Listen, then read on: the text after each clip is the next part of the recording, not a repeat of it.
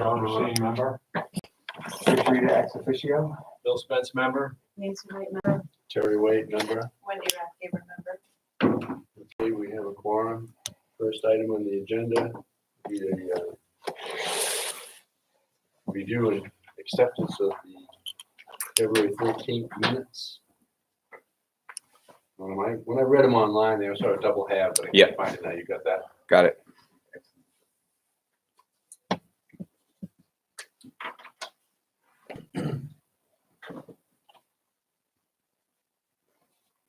And they are double-sided if you didn't catch that.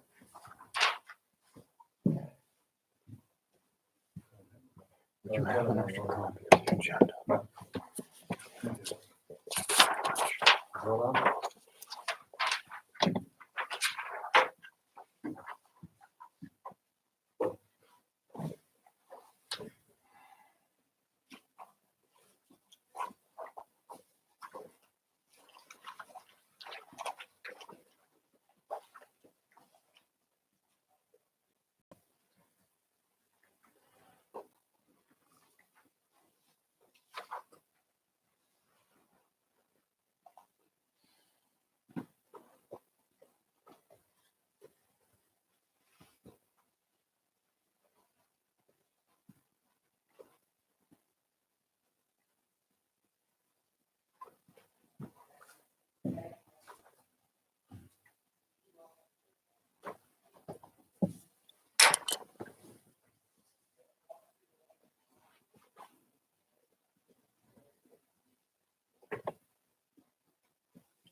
Need more time? What's NRA? National Resource Inventory. National? I mean, Natural? natural. Oh, thanks. Sorry. You may just want to spell that out Okay. in the national resource inventory. Natural. Sorry. Karen's NRI, Good reason to spell it out, yeah. Yeah. National Natural Resource, which is what it probably is.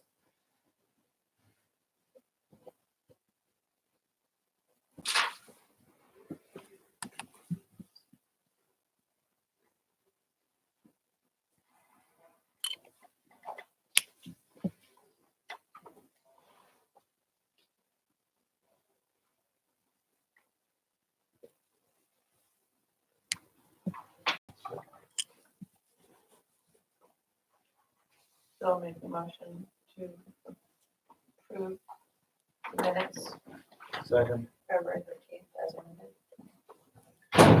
Bill Larson. Oh, yeah, they were. All in favor?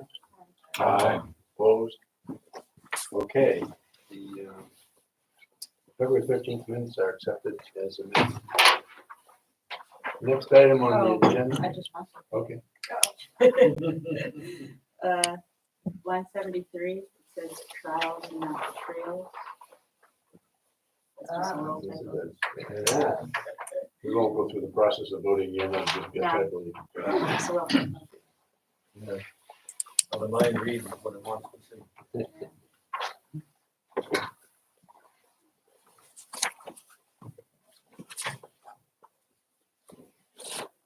Okay. Next item, election of officers. First off, I want to thank you all for bearing with me for the past several years as the chairman. I appreciate that. I know it wasn't easy sometimes. Oh, that's Oh, And I do appreciate those of you that started calling me dear leader, but I see that as a bad sign. Not at all. So I've reached my term limits on this, so I won't be available for the chairman. Just, I don't want to be presumptuous, but just kind of bend up anything like that. I appreciate you. You're bearing with me all this time. So the first office for election will be the chairman. Any nominations? Didn't we have a succession in order where the vice chair knows some chair responsibilities? Oh, I'm not that I'm aware of, but is that true? Thought we had established that after, isn't that how it happened after Ray left? Even? I'm not aware of it. No, that may be. Okay, maybe I'm imagining things then. I don't know, is anybody else familiar with that?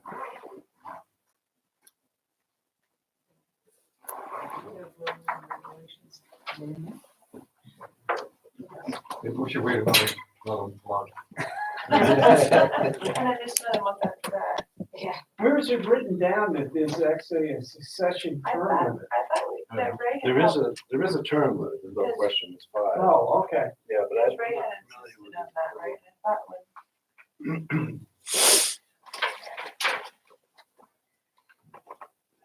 I don't know We where could it be was. like the Russians and just change the term limit. Be president for life. I suppose it's in the procedures. No, you Oh, don't need no, to it's find just- it. it's just in the You're sure that absence. it exists. Yeah. well, I guess it's just in the absence. If we take over. We do have not served more than 5 years. Where's that? The Oh, yeah, planning there board it rules is. of procedure. A.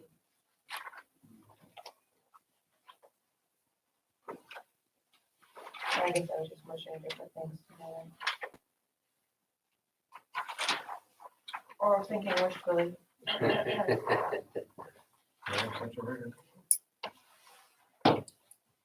No, the reason I said I was surprised, I thought that Donald was chairman for a long, long time, right? Donald was chairman And maybe forever. that's, after that, we changed We it. did, I think Ray wouldn't do it Okay. if we didn't have a limit. All right. Smart man. I know. I don't think it says anything about that. No, it's not, it's just assuming the, when the chair was absent, no. Says the current vice chair. Planning board rules of procedure. I got a lot of stuff here. It came out in 2017. Join the board. It's been given to you. Oh, I bet it was. Yeah. I read it. Right, right. Yeah. So now it's all in your head. All so right, you never don't mind. need That's it. It was I remember wishful every word. It was wishful thinking on my part. Okay, that So will it could be open the secretary. we'll open the floor to nominations. Somebody have a nominee. So I could nominate Wendy. Do we need a second on that? I'll second that. Yeah, I'll second that. I've heard that. Wendy, Will you say I'm vice chair? you looking at me? Nancy, she's vice chair now. Are you sure?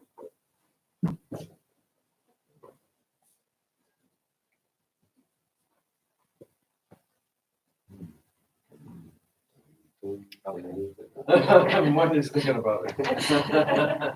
All right, I mean, the other thing we could do is have Terry and vice chair. and do secretary. I think the protocol is that I go down to being an alternate member and then an alternate. Not an Yeah. alternate, no, a full. No, I think it was an alternate. Ray was an alternate, No, that but I was- think that that was was by Ray's his choice. choosing. Yeah, Yeah, that was you wouldn't want to. Ray was up We retirement. don't want to lose I No, didn't no, no. have retirement. you. No, it doesn't say anything about that. It just says, the chairman shall not serve for more than 5 consecutive years. Doesn't say anything about what you do next. Well, I would choose not to be any officer. So I just assume I'm just a member or an alternate, or just like that. But I appreciate that. Stuff. Okay, do we have any other nominees? Then I'd like to bring this to a vote. All in favor of Wendy as the chairman, next chairman, say aye. Aye. Opposed? Okay, it's unanimous. And with that, I'll turn this over to you. Oh, You did the rest of the meeting? No? Because you didn't start the meeting, so technically, last year's town meeting, so technically, your 5 years isn't up until the end of this meeting. Actually, Ray turned it over to me after the election. Well, he was wrong. I He got it wrong. don't care, I'll run the rest of the meeting, you're not prepared, but I'm You did, certainly you did. willing to turn it over to you. I appreciate that. Okay, I would appreciate very good, fine. breathing room. Okay, the next in line would be the chairman, vice chairman. Do we have any nominees? I would nominate Nancy Knight. May I have a second? Any other nominees? All in favor? Aye. Opposed? Okay, and we have vice chairman. And now we have an open position secretary. Any nominees? Nominate John Racine. Bill. I was gonna say Bill. You guys have to duke it out. I'll back out of this. I'll second it, Bill. I'll second John's nomination. Wait a minute now. I'm blindsided here. What does that involve? What is involved? Yes. I'll tell you, the secretary oversees a record of all meetings, transactions, and decisions of the board, and performs other such duties as the board may direct by resolution. But Nick and What does Archer that mean and exactly? other people are usually here, so overseeing generally just means. Talking being about here and, yeah. I haven't really, the only thing is occasional signatures. on things. Another duty that's outlined is that the secretary reviews the applications for applications, completeness. yeah. If there's an application that comes in, could be reviewed so that it could be presented to the board as complete. I'm on so many other boards. Do I want to take this on? You do, because you come so regularly anyway. I think Bill Spencer. would be- Are you on the town board? Other than the capital improvement planning group. No.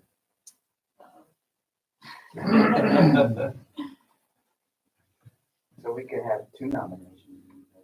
Right, We have two but candidates. it seems to me like the big task is having to review the applications that are coming in, right?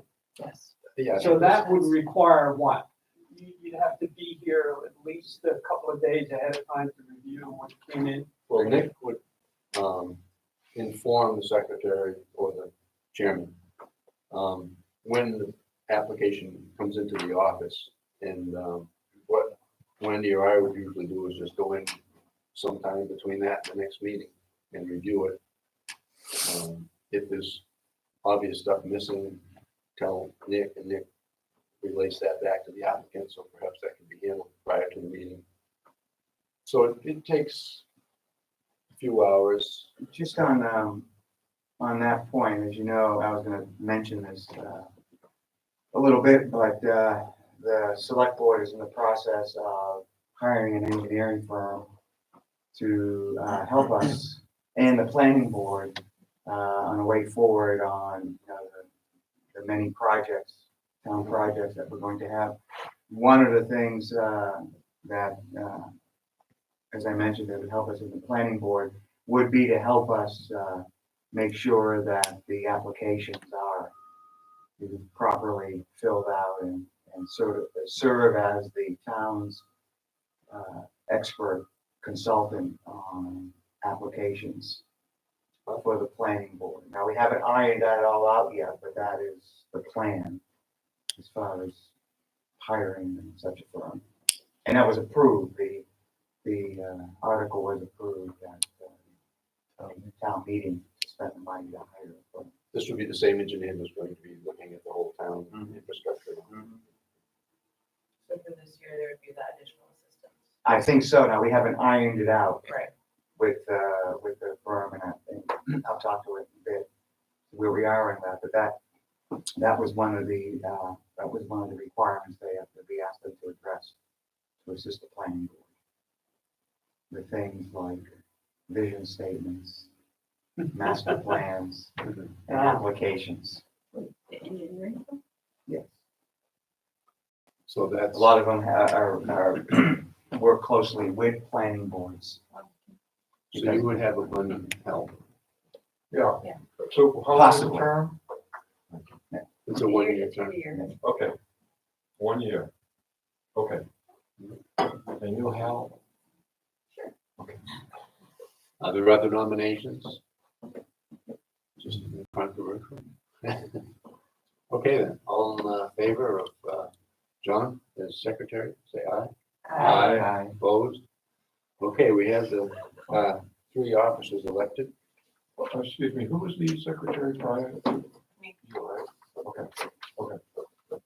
All right, so you got that down there? Got it. We'll talk to Bob during lunch. We'll move to new business ahead of old business because we have some people here.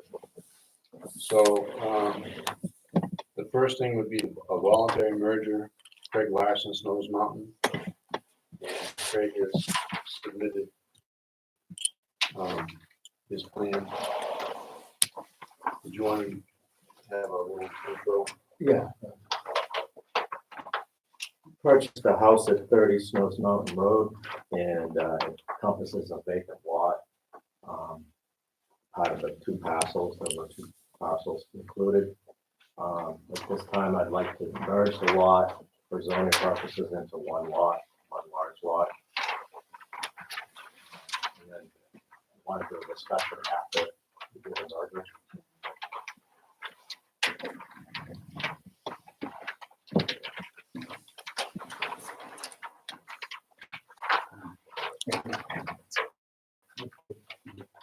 My intentions is to keep the property as one solid property. And you're, okay, so you're the owner of both these lots, there's no other involved. And you have letters from the mortgage holders? Yeah. Are there more than one mortgage holder? No. Just It's the original, yeah. Those go back. Yeah. quite a back ways. There's actually, no, there was like, yeah, it's the original one, then it was subdivided after that. Are there Right, the line any next to it. easements across these properties? None that we found. Okay,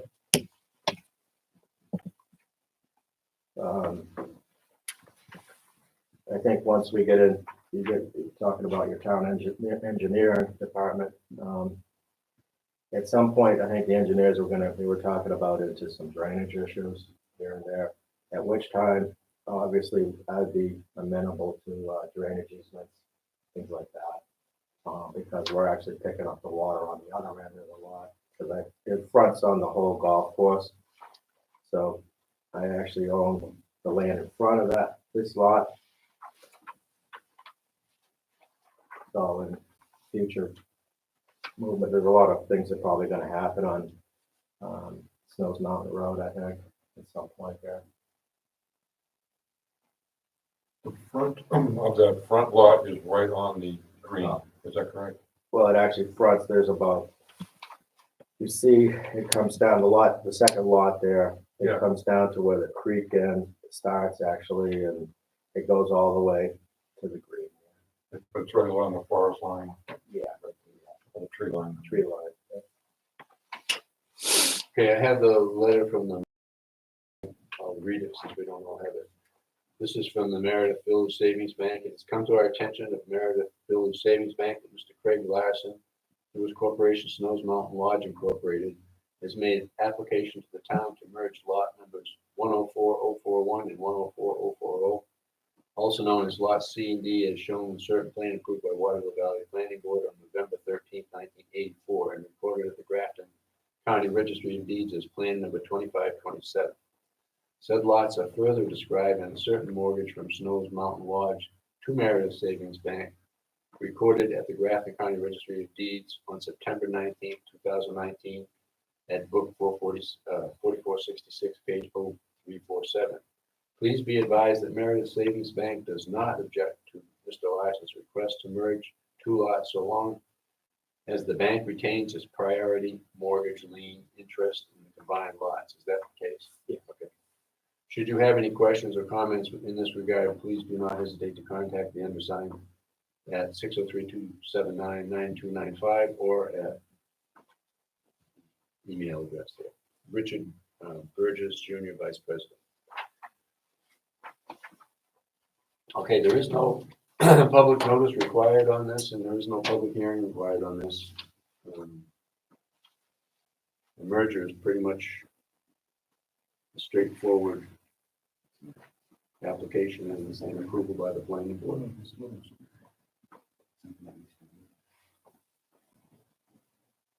I was asking the question, what if there's a dotted line square in lot C? That is, I think there was at one time, there was gonna be, when they subdivided that lot, they have to put on proposed housing locations. And that's what that is. You can see them on the other lots too. Would be to make sure it actually is buildable lot. That looks like the approximate location of the driveway to the buildings behind, is it? About right? Well, I think he's looking at lot C there. Yes, There's a little square dotted, can't read it. can't read it, but what it is a proposed house lot. There's one on B and there's one on A too. And what those are just, if you're gonna subdivide a piece of property, you can't subdivide an unbuildable lot per se unless you declare it unbuildable. So these were done to propose, that says that these were rebuildable lots. So lot C is a buildable lot. It meets all the requirements of the zoning bylaws in town of Waterloo Valley. And it does have access, blah, blah, blah. And it was a legit subdivision at the time in 1984. That's what that dotted means. So it's not, I'm not proposing anything on that lot right this second. E Nancy is, Steep, man. yeah, E Nancy is town property. Where that The gazebo is. gazebo, thank you, where that gazebo is, on the right as you go up, just past the. So this will merge lots D and C, make it one lot. Correct. What it makes it, under zoning, it makes it one lot. Once you create lots like this and they're recorded, you can't erase the lot lines without land court. And so really, it makes it one lot under zoning. But it does get registered, registry. Yes, obviously, yes, yes. And the intention is to keep it as one lot. It'll be taxed as one lot. It'll be taxed as one lot, it'll be treated as one lot. Is this zone residential? Yeah. Right, right. Yeah.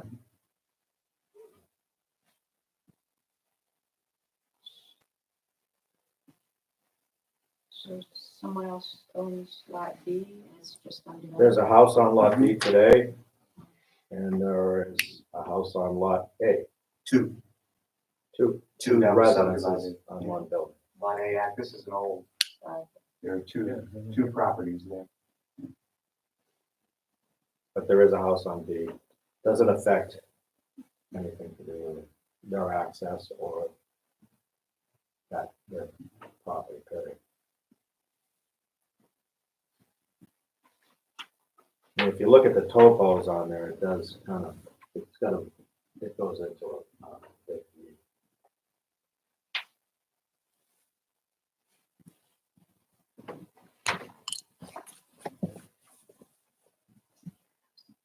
Yeah, I'm gonna butter, so I'm not going to vote or doing that. I'll explain if anyone wants to know anything about the area.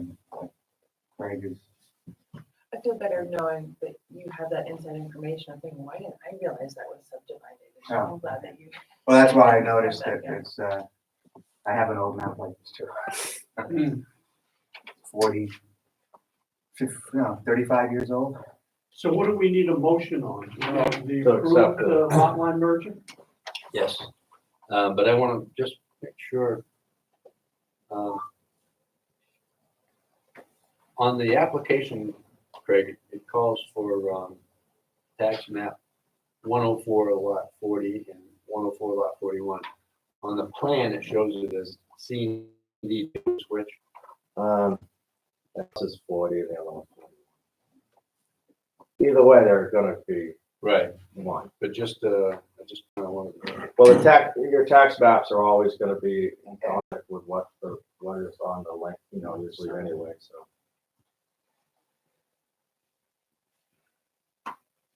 Well, the way the bank has it, They put down they just put down what is at the registry as far as the lot numbers go. If you look up the title, Yeah. It's a little different than- Let's say, that, again, the tax maps don't necessarily reflect No. all the time.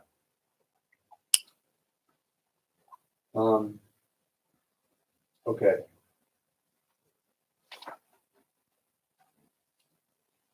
On the tax bills, those 40 and 41. All right, any other, questions or comments? Concerns?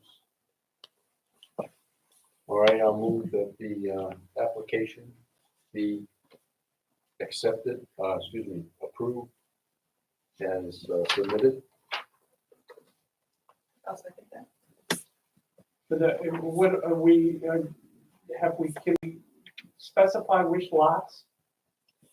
Well, it is specified on the application, Okay, and the map is. oh, it is, Yeah. all right, The application uses, I'm sorry, you don't have a copy of it, the application does use, tax map IDs. which is Okay. important, so. that's fine. And I would mark it on the map if I could be sure, but I can't be sure, I'm not sure which one, and Greg's not familiar with it right now. I don't know if the numbers are on behind you or not. 41 But it is identifies the two lots on the Right. tax. 41 is the one with the house. Yeah, all right. 41 still in the house. Yeah. All right, so that's It's in the, D. But that's still not immaterial, that's just for discussion. I think the application are merging them together, so. As long as, my only concern was that we specifically identify the lots. that are merged. So you're saying the lot D is 40, is that what you're saying, right?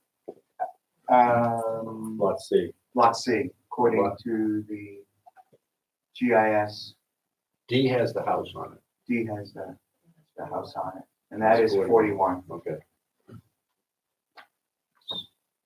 So this is land that theoretically have 4 houses on it? It's 1.72, It's 2.73. well, if you combine it. Right, and each, a house only needs half an acre. Right, there's another, there's this discussion after this gets merged, so that we'll talk. Pardon me? No, I want to help it up, I want a discussion on this property after we merge the lots. I guess. He has plans. Right now, the application's for the merger. Oh, are we gonna vote? We're in the discussion after. Oh, okay. Any further discussion? All in favor? Aye. Opposed? Okay, the application is approved. Thank you. Nick, could you make sure that it's noted that I recuse myself from the vote? Right. And Nick, I'm gonna put the actual approval set right in here. Okay.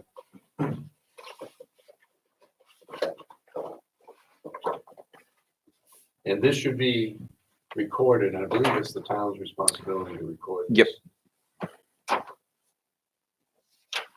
Okay.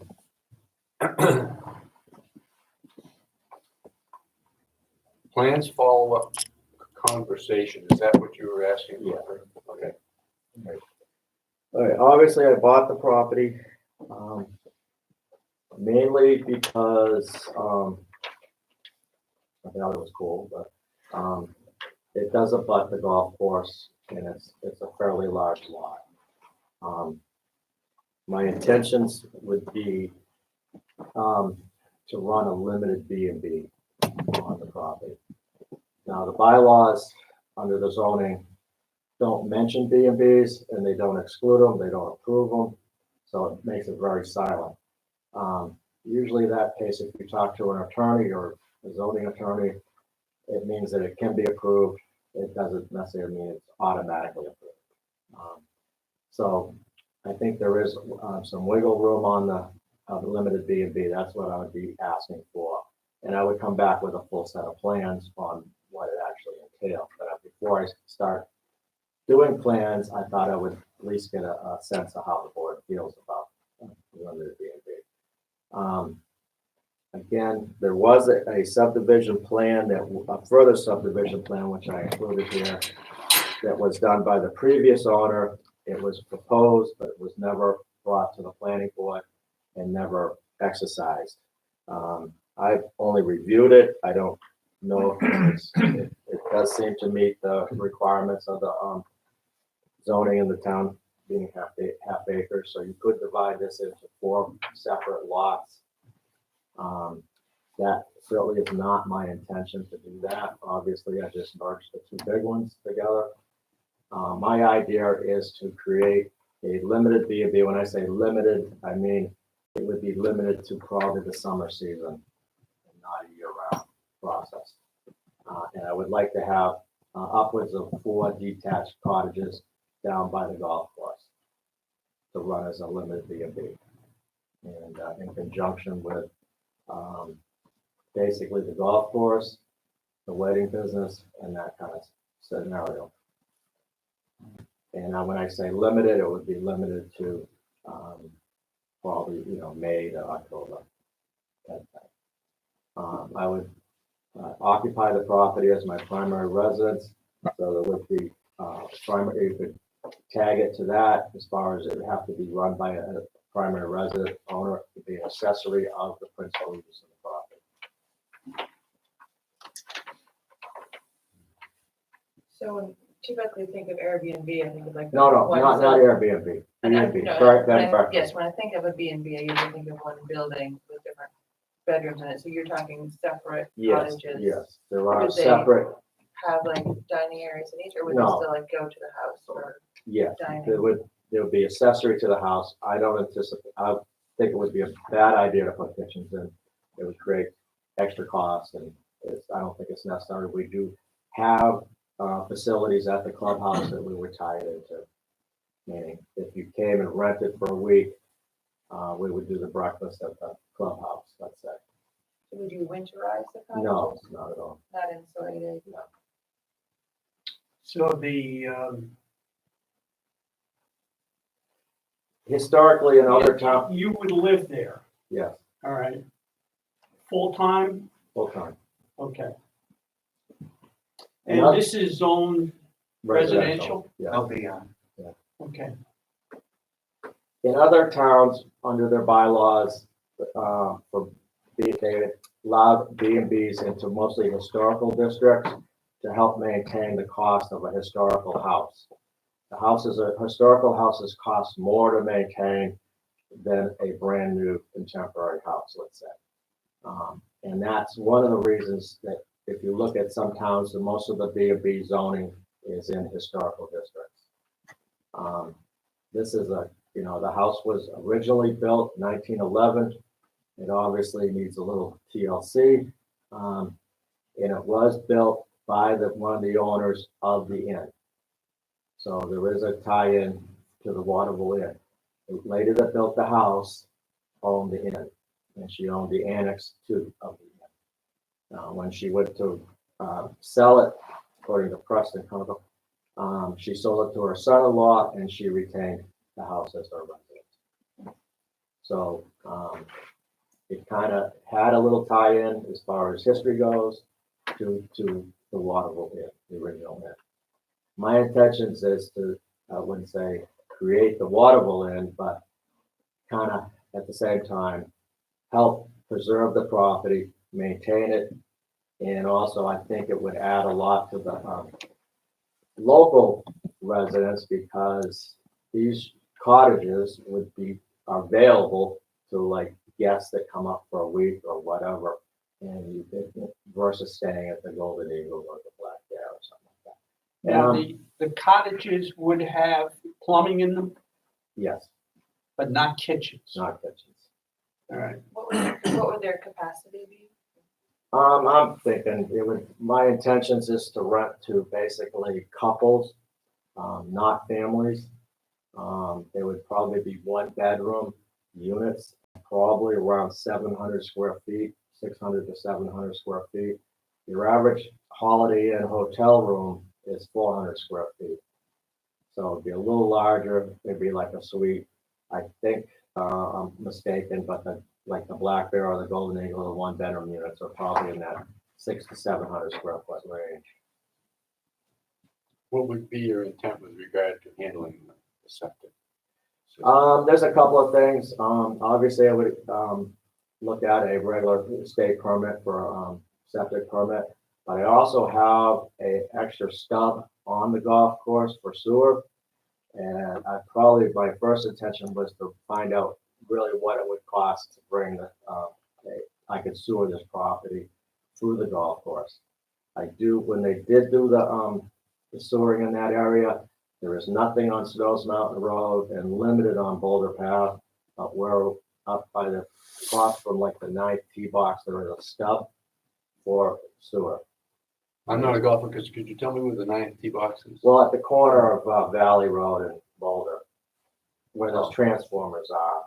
Okay. Is where the stubs are. And they put a dead end sewer line there. That I don't know, I'm assuming they just did it for something else, a future or whatever. I could access that. I mean, I would, without any easements, I would just, I can go straight across. I think that would be important to try to get into the sewer system for the I town. would highly want to do that, yes. It would have to be, the only reason I wouldn't do it if it was 4 times the cost or something, but I don't anticipate that. I talked to, what's the sewer drain company that comes in here all the time? Brown. They can actually shoot it underground, upwards of up to almost 200 feet. So we could do it in stages. I think it was very doable without actually interrupting, digging a big trench across. Would you put the cottages more or less bordering the golf course? Yes, it would be, offset for zoning. I would probably put them closer to where the green is and obviously where that gazebo is on that side. And how would you And access the cottages? Well, we're gonna there was a path cut in, but it would be cut in by it would be an access, but not a vehicle access, but more of a golf cart access. My intention would be to service these cottages by golf cart. Where would people park? Well, there is parking. If you're talking about 4 units, there'd be 4 cars. There is parking, but we could parking on the site up by the house, or I could access parking down by the, clubhouse. My idea would be to have a golf cart with each unit. That would be probably the coolest thing and also the simplest thing. If you'd have to walk the lot, we are going to grade it out. I'm going to start grading it out in there anyway. There's an elevation change, huge. But if you do walk it, if you go out the back of the house, it levels, then it drops real fast, then it levels again and drops a little bit more. There is a shelf on there. And there is actually access that somebody had created at one time. It's just all Overgrown, Yeah. And actually on the back side of where the house is, there's a big rock revetment that's totally hidden that I'm gonna clear out to hold that up. So that's the intent. How many cottages do you say you want? I think 4 would be the max. I think it would be- You would apply for 4? Yeah. I don't anticipate. It's just an added accessory deal. It's not, it's not a hotel. And again, I think it's just to enhance the golf business and enhance the food business. And I think it would enhance the I've was involved with properties of this, very similar to this on the Cape, where the biggest market was the residents that lived within a half mile of the property. Everybody had a wedding or something that was going on. And again, it could be subdivided into, I think, it'll be a mess if you subdivided into 4 separate lots and created 4 house lots on it. That's what the previous owner his intention was to do. I don't think that's the best and highest use of the property personally. And as far as the golf course, how it operates a little bit, the golf part of it is only about 30% of the business at this point, and that makes it successful. The other 30% is the food and beverage, and obviously the tubing adds a little bit to the mix. This would just beef up the actual golf. In the summertime, we're obviously very busy on the weekends, but during the week there's really actually nothing going on, and it would enhance that to a certain degree. I just try to create a whole package going on. That's and plus I'm there, you know, I don't want to work all that much, you know, so I don't want to create a monster. I think this would be very manageable, and would add a lot to the area, I think, and help maintain the house. I don't think anybody's gonna see it on the back side of the house, because I don't even think you're gonna see these things from the house itself, because there's literally Quite a, at least a 20-foot drop if you look at these lines. And you're gonna have to shelf them in. They can't be huge because there's not a footprint for a huge property structure. And it is literally, I'm talking about a discussion here, so I firmly believe that input from the community is very valuable. Like I say, I was a developer for many years, and every time we went to site plan review, I didn't mind going to site plan review because you would pick up one piece that you didn't think about, and it usually made the project way better in the end. I'm a firm believer that we're running a heavily commercial property on this around in rural. We have like residential, you know, or in roads too. So I'm well aware that we're running a commercial venture in a residential neighborhood. And it should stay residential in nature. What's your thinking on why you wouldn't want them running during the winter also? Personal. Just want to break? Well, the cost is very higher, a lot higher. Then you got to maintain them during the winter months. You've got problems with freeze ups, cleaning snow. Then you would probably not be able to access them by a golf cart. You would have to have a road cut in there, and you would have to maintain that. It would be a much bigger footprint, I think, than the whole thing. Personally, too, I think that I want to enhance the golf course part of the business, not the winter part of the business.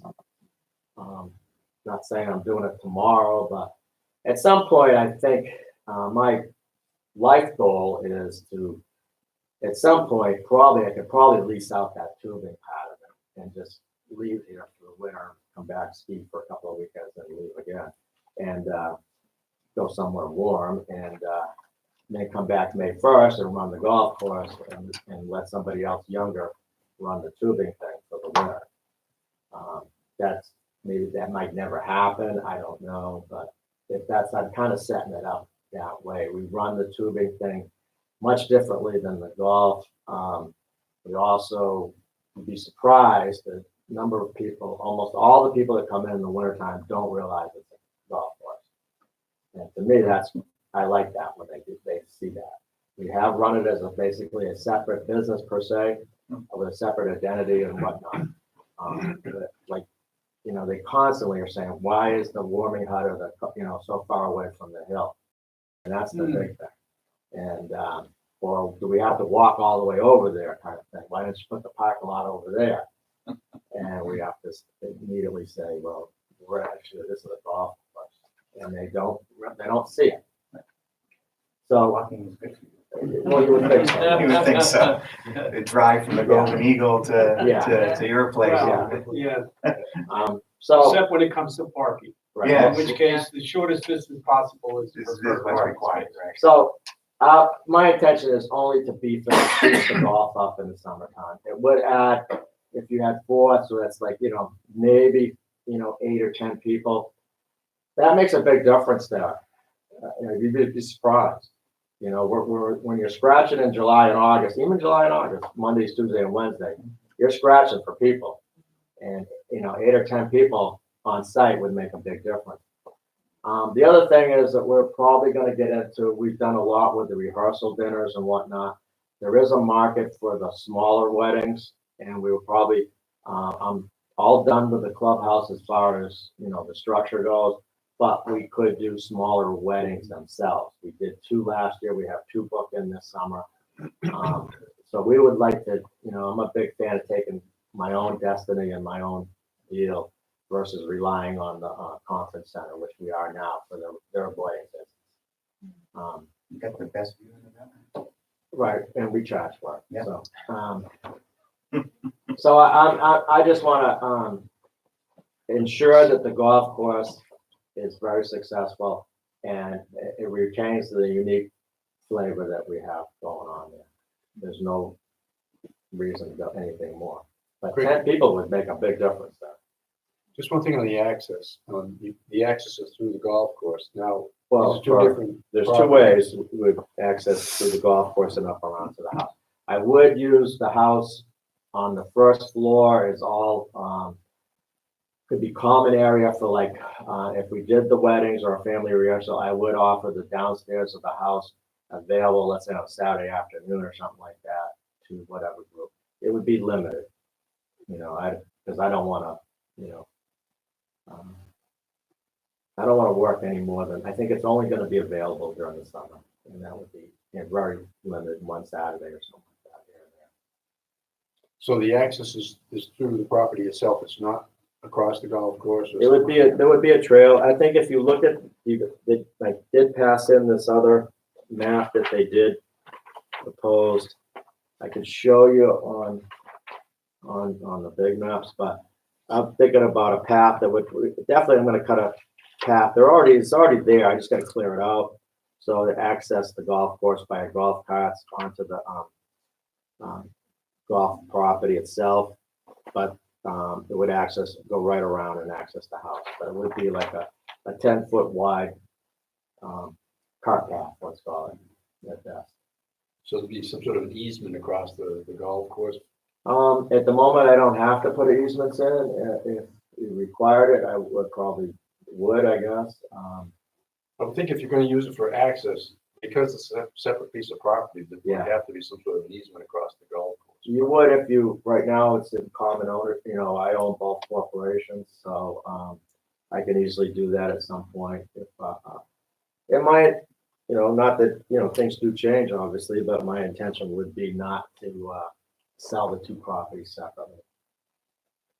I always thought I was tempted I have some land up on the, up at the end of Snows Mountain by Jack Sanders' house, and I do have access up into there, into some land that is part of the golf course. We did change the zoning bylaws last year to allow to have a manager's apartment or whatever dwelling. And I was tempted to do a house up next to Jack Sanders, basically. House. Since this property became available, I dropped that plan in my mind. But I do think that the golf course eventually, at some point, like I say, I'm 63, I'm figuring at least till 80, I can mow grass. Whoever buys or whoever takes over the golf course after I'm done with it would be an owner occupier. This is not gonna be bought by anybody else. It would be bought and they would be in need of a residence too. So by enhancing this property and putting some income on the property, it would make the whole, a little bit of both, a very doable purchase for anybody down the road. They would be looking at that heavily.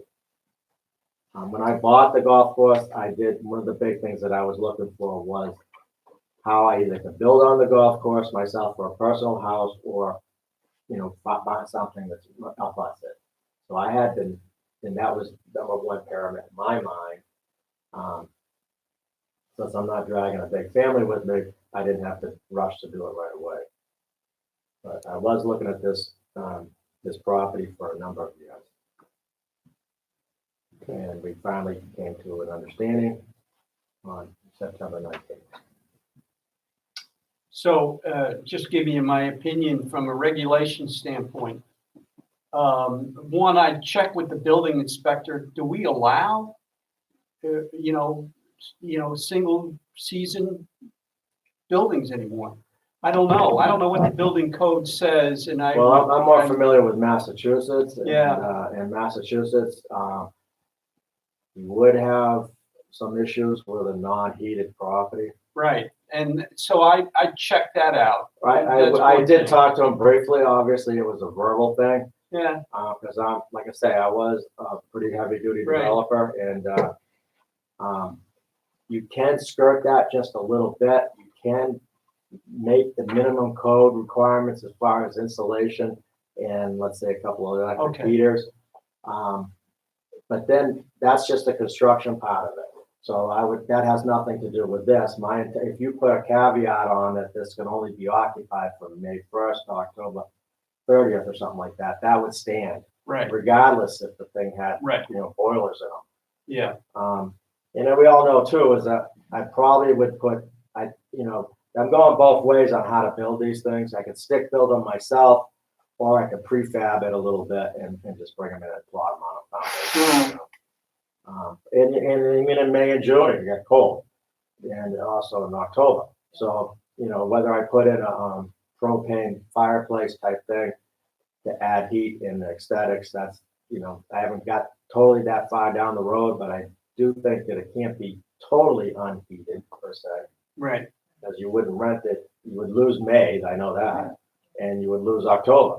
Right. But I Right. would, Whatever Chris says is Yeah, fine, but yeah, I he's haven't- but he's a that's- key guy. yeah, if I were in Massachusetts, I'd have to heat them. Yeah, I don't have to put kitchen facilities in because they're not a No. residential housing Right. dwelling. But there would be, the normal fire protection would go in there, the deep building codes and snow loads and stuff like that have to be done regardless of how you use these properties. You said you call it a bed and breakfast, or, Well, I don't know what else to use the word, but so you'd have to provide breakfast at the main home, no, I provide it at the clubhouse. at the clubhouse? Yeah.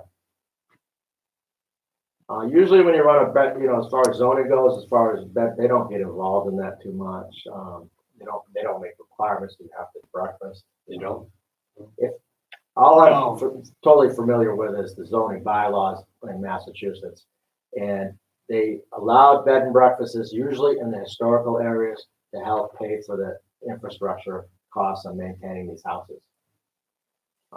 They were having it back in the 70s, 60s, 70s, they're having a difficult time finding people to buy a house that was built in 1900 and running it. There's a limited market, because who wants to pay, because they're more expensive to run, and that's where the B&B permits started coming into play. And they limited it to, owner occupied. So I think it'd be a couple of caveats would be owner occupied. It could be a caveat of seasonal use. That could be, caveat of only saying, so many people occupying each unit, that kind of thing, so I'm aware of only one piece of property that came in and somebody asked to do this kind of thing. And that was Huntwood, all right? And the issue with Huntwood was that they weren't gonna live in the building, right. and that was, but it still got approved, right? I think that's a As far as I know. mistake. I think that's a huge mistake on the part of the planning. Yeah, I do too. Right. Yeah, right. It was, clear that the regulations didn't allow it, but, But they The didn't, other they don't question, have you- disallow them either. yeah. No, right. No, they didn't disallow it, right? And, the other question I have, would you consider applying for this as a PUD? No. The guy Okay, would bring in his engineering company. right, It would add 20 grand to the plan. all right. I mean, I like the fact that the town has actually gotten an engineering company. I mean, I'm surprised that they didn't have one here. I actually asked for plans on streets. I was one of the guys that asked Mark Dakota about, do you have plans for some of these streets? Because there is issues with drainage all over the place. And if you see the golf course right now, actually it's being flooded out. It will be flooded out in the spring. It does drain very easily, but it's draining right across the street into the property that Sununu just bought. And whatever they do over there is gonna, if it backs up, it's gonna back all the way through. And I think I'm gonna be looking at what's going on that other side of the street, mainly to make sure that the flow of water gets done. It's some of the water from my property that is gonna flow over to their property, but there is also a tremendous amount of water coming off Snows Mountain Road onto my property, period. So, in which I'm gonna try to control a little bit more now that I own a little bit more of the drainage part of it. I think there's a huge issue with drainage around here, and it needs to be looked at piece by piece by piece. That's certainly agreed. Yeah.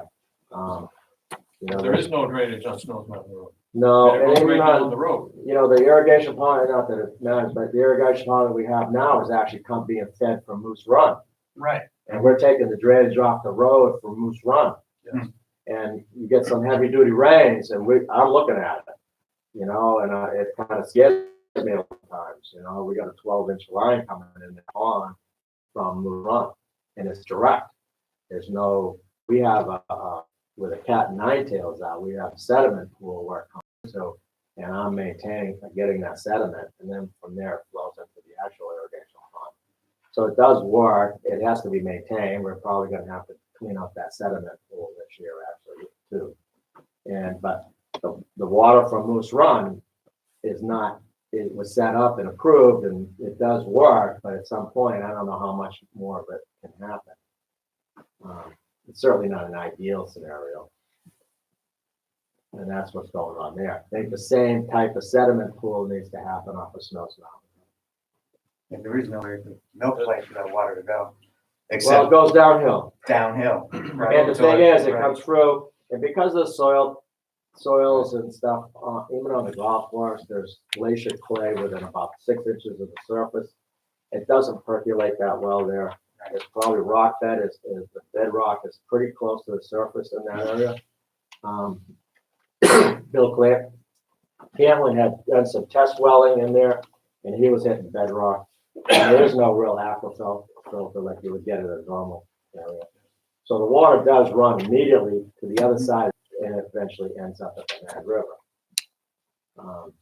I do recall, I think it was about 3 years ago in the summer, there was a very heavy Yes, rainstorm and property B that you indicated, that house there had significant problems with water. yes. In the basement. Yes, we had.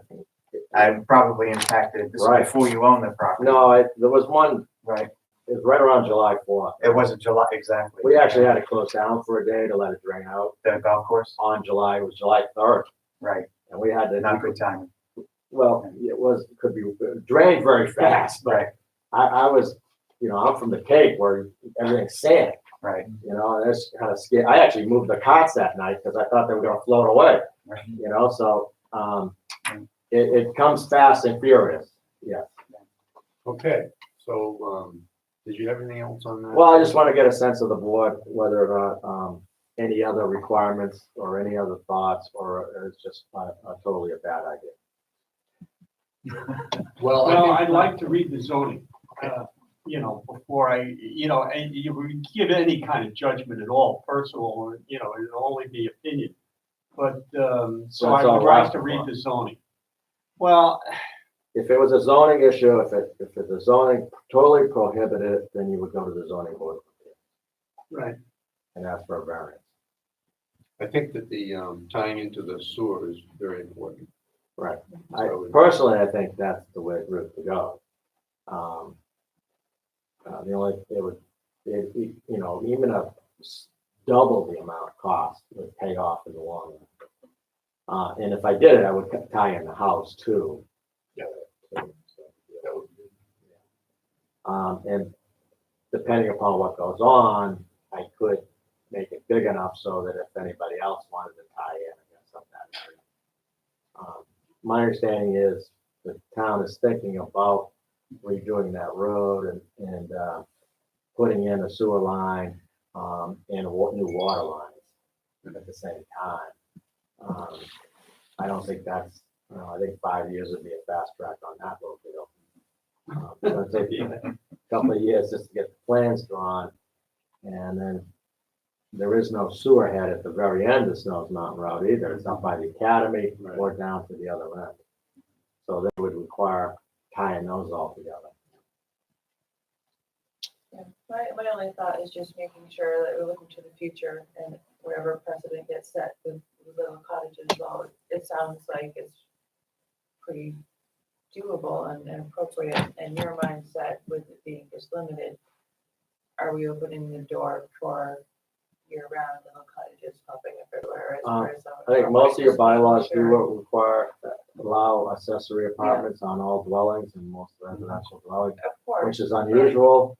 but not necessarily in a commercial usage, so I think we said. Well, the Well, it's not Airbnb is, zoned, this is zone low density, right? Yeah. yes, Definitely. which it still would be because it's sitting on, almost 3 acres. Yeah, right.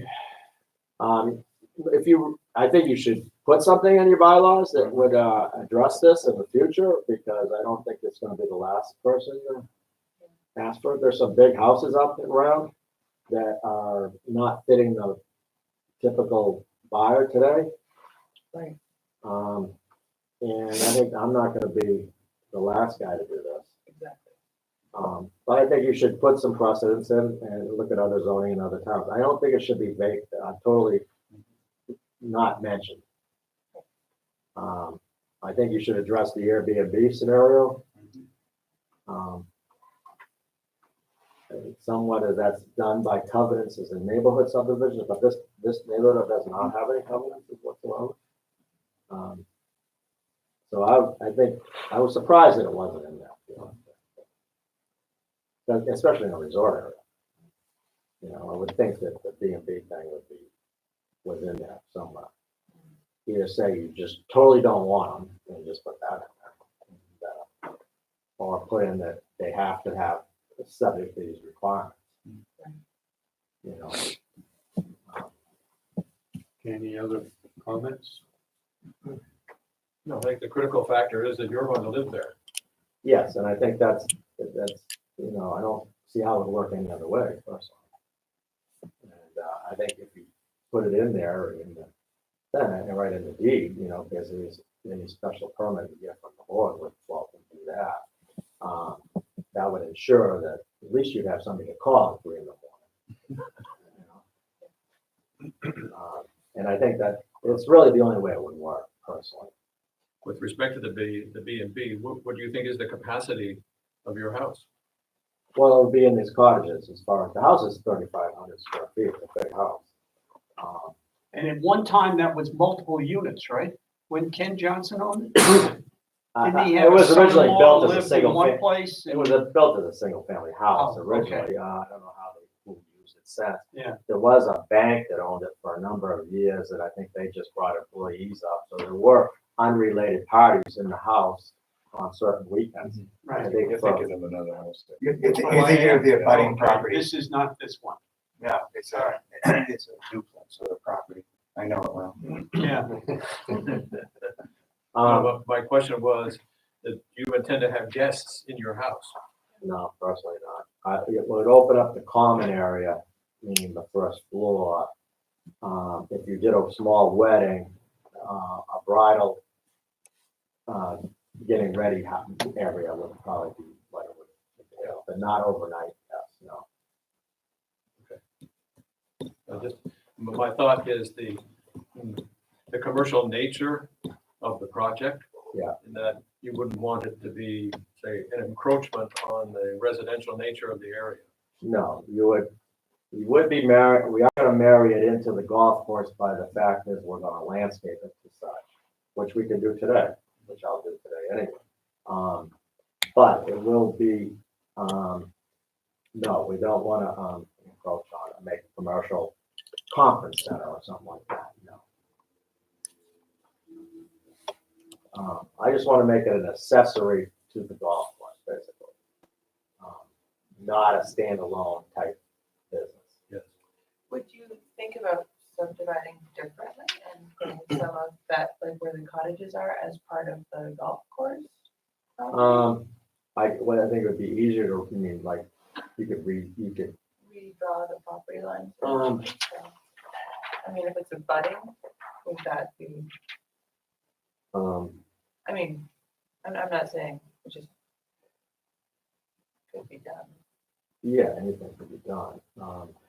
The only, I think that would raise especially in more Rushville issues Valley. than this one would. I would like to keep it, separate for a couple of reasons, I guess. Because of zoning, one is recreational and the other one's Yeah. Zoning, residential. it's the recreational zoning that would trip you up. Yeah, there's nothing in the recreational zoning except for an owner's apartment dwelling There is no provisions for residential usage of the property. So you'd have to tweak the zoning of the recreational if you married a couple of these lots into that. Down the road, further, I think you know, depending upon how whatever happens, but I would want the option of actually selling this property as a limited B&B with the rules and regulations that are in place, that we put in place, as a separate, maybe potentially a separate owner versus, you know, I'm thinking one guy's gonna take the whole place. It might not happen that way. You know, so I don't wanna hamstring myself right into that. Legally, I would like to keep them relative, you know, meaning there's right now the same stockholder, which is myself, is the same stockholder, the two things, but I want that flexibility to have it a standalone property. And there's some other issues that come into play as far as the taxes that are involved, not property tax, but income taxes and stuff like that. How I took the golf course is much different than, like, it was a very complicated deal that I did, and this was a little bit more straightforward. Okay. So I guess the sense is it's not out of the question. Well, I mean, it would require an application and all the details and so forth. At this particular point, the comments that I've heard, I think give you a pretty good idea that, you know, what we'll be looking at. We would have no reason to reject it at this particular point. That's what I'm getting at it. And obviously I would come in with a full set of plans, engineering plans, and obviously architectural plans on locations and whatnot. And at that time, I would have definitive answers on the sewer. That's my intention. That's why I looked into the sewer heavily beforehand. Yeah, probably would be a good idea to go through the conceptual review and Right. design Right. review and all that. It's not gonna happen, you know, that fast. I'm not doing it tomorrow. That's the idea. And then, go ahead. Still thinking about, when this come in, that is, the parking will be principally around your residence.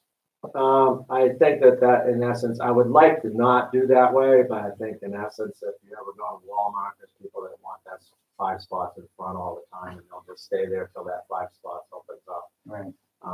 So I think if you have to create at least 4 car parking spots, I mean, yes, at the house potentially. The question is, what do they do then? Get into a golf cart Yes. and go down to the Cottages. area, which is, Yes. you know, much closer Yes, to they the. would be like 4 parking slots, which are there now. And I could screen the back of the property with trees anyway. And there would be a golf cart in each individual slot, and they would transfer from the cart to the golf cart. It may end up as some sort of a special exception situation, without having reviewed all the Right. I think ordinances down. you still have the consultant that on the bylaws? Yeah. Yeah. Oh, yeah. Yeah. Sarah, yeah. So I think she could maybe help with that a little I'm bit. sure she could, yeah. I think your comment about the larger issue is something we've talked about, but we've not done anything about. That is the issue of Airbnb or Correct. Right, people renting their properties for short periods of time, and turning it into a business, business. a business in the in a residential area. area without a permit. It's simply not mentioned at all. Right. Right, there is another note, I want to talk about the parking on the street. As far as the clubhouse goes, we asked for a temporary use of Valley Road on the opposite side there. It did work out fairly well. I think we tried to manage it. It was a little hard to manage it, but I think we kind of pulled it off a little bit. And the fact is that, again, the engineering they're gonna lay out plans on all these streets. I would like to make it somewhat permanent, ask for a permanent ability to park on the side of the street, on the opposite side of the street, and get some permanent signage on there. It seemed like the trend was to park on the side of the street of the clubhouse. Yeah, people That do was not fixed. want to walk. Yeah, across the street, Right. even open Is spots. there a reason why you chose the opposite side of the street, Craig, as opposed to the? There's more land over there. It's just better parking. There's more land off the road layout on that Better for side. the town. Yeah. In terms of clearing, Clearing. Yeah, getting cars off the road. On the clubhouse side, obviously would be preferable. I could cut into the property a little bit more on that side. I'm not opposed to that. I could re-landscape the front there. But our land abuts the white line is a couple of feet. On the other side, where there's a sidewalk, there's literally 20 feet. Unfortunately, what it does is it makes that sidewalk pretty near useless the whole winter. Not that it's been useful anyway, because it's not in that good shape, but I mean, with the new engineering and so forth, I wonder if that's going to be an issue where the plow's just gonna come. when they Well, I push think it back. should be, it'd be nice to have it permanent on the ground so that they can plow it easier. At the town meeting the other night, I did hear they were talking about wanting to plow the sidewalks with the trucks. And I'm not that familiar with, again, I'm more familiar with Massachusetts. In Massachusetts, the laws are to get state money. They had state funding in Massachusetts. I don't know if they have any this year. But to do state funding on road improvements, the states used to pay 60 to 70% of any road improvement in any town. But they required granite curving on the sidewalks. That prohibited any trucks trying to plow through there or any parking, whatnot. You had to define it with granite. And that caused all kinds of issues as far as trying to tweak these roads. And I heard somebody said, we could just do a little berm and then we'll make the sidewalk actually part of the road layout more so. And that would allow them to plow with the trucks versus that tractor that doesn't seem to work that well. That was more of an emergency measure, I think, to get. No, my point is that if you go and upgrade these roads, which is I think in that's, the next 20 years, yes, to somebody's gonna remove do the sidewalk as Yeah, but elevated. in Massachusetts, if you got state money, the Right. they have I'm a not section aware of 707 anything. program, Yeah, the towns would rely on the states for a lot of the funding Right. upgrades. The state required granite between the road layout and the sidewalk, which was a safety thing. right, It's a safety thing right. for the sidewalk pedestrians versus the road. Yeah, we don't I mean, the have that town funding- core has we don't looked at have it, that right? Funding option or. Right, so if or it's gonna be impediment, so- 100% town funding on these roads, you can do whatever you And I want. think the plan is really to remove. Yeah. Side and make it.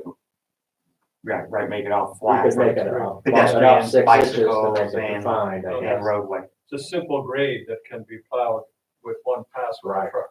I mean, I'm just, like I said, I don't, Yeah, if that there's is no the state plan. funding, then you can do whatever you want. Right, Yeah. right. But you're looking to make that stretch a permanent. Yes, and if they do, if the engineer does come in, and if there is development on that property, on which there will be at some point, and that drainage is right on the other side, there's a little swamp right there. Yeah. At that point, I would like to see a little parking. And we're not the only one. I mean, over by the rink, there's problems too. Mhm. That I think the town, Parking is an issue.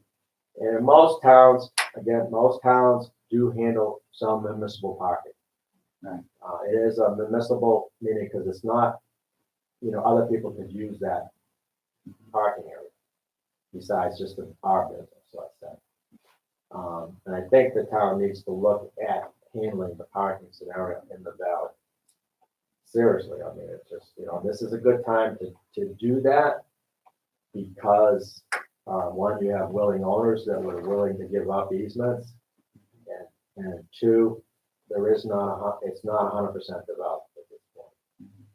And if you brought in conceptual plans, if they allowed an easement onto that property of 10 feet to relocate the sidewalk a little bit better, they probably would go for it, so, things like that. That is quote unquote, the plan is to look at the parking as part of this larger Yeah, engineering survey. I mean, you can probably talk better than I can. Oh, yeah, this parking's been Parking is an high on our issue. list for years now. so- I don't think the town actually has any. No, municipal Wow. parking, No, they don't. We don't own. We don't own No, any but we lots could. today. but we could allow So parking we on really the need street. to look at that, really. Right. No, that's what I Right, wanted to that's the talk about. question, because when you get to individual owners, they don't want to maintain the lots.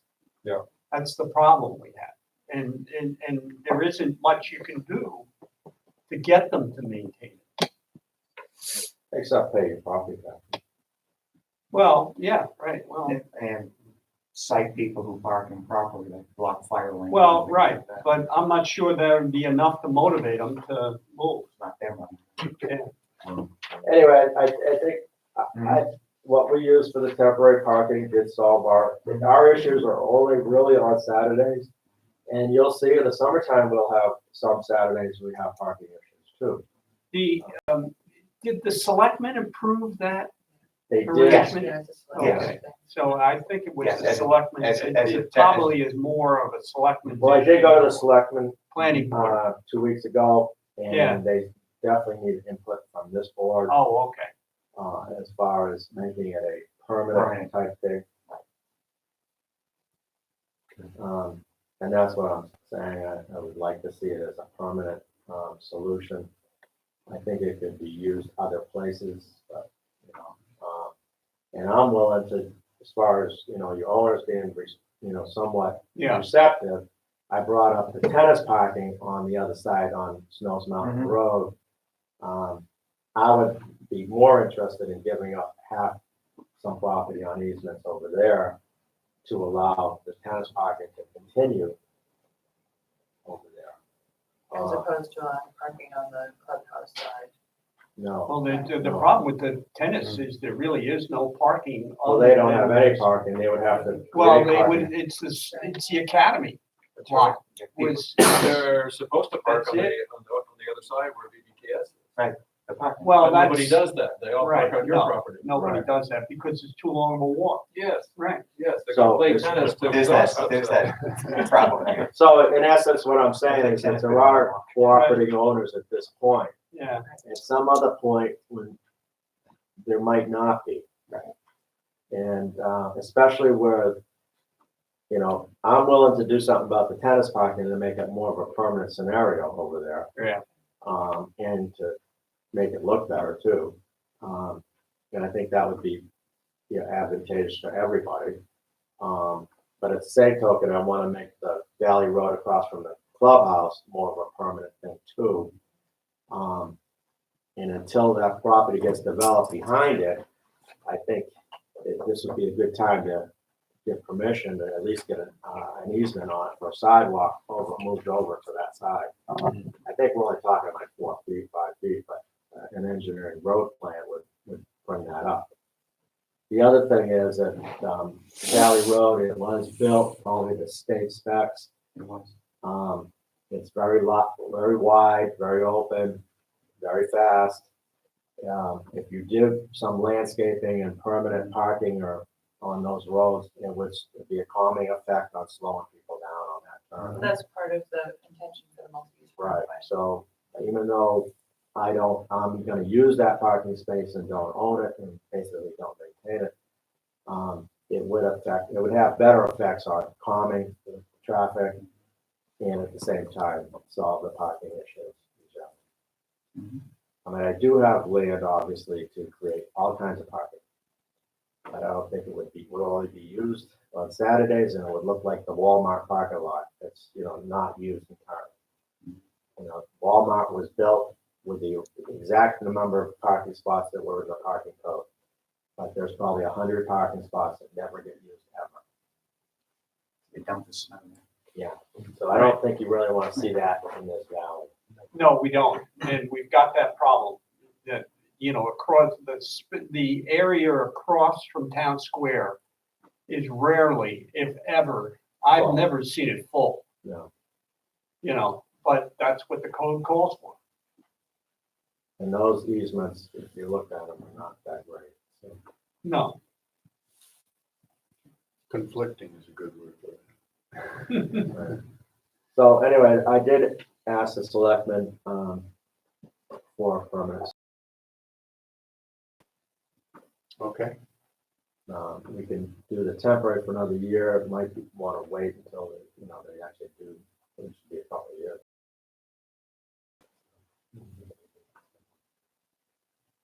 So thank you very much. Thank you for the presentations. Interesting.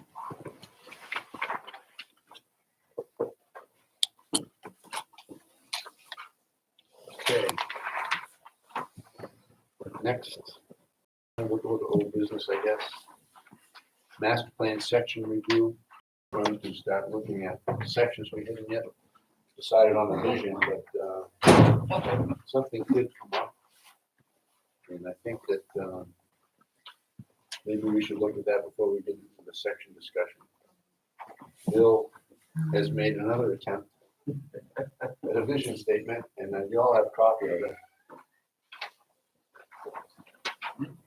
And as The first thing I wanted to say is to make the difference between a mission statement and a vision statement. So there are two paragraphs here that the discussion last week was that, or last meeting, was that the vision statement was described as being insufficiently detailed. So that it's typically identified and defined that as a mission statement is quite different from the vision statement. Well, Mike, 30 seconds to read it.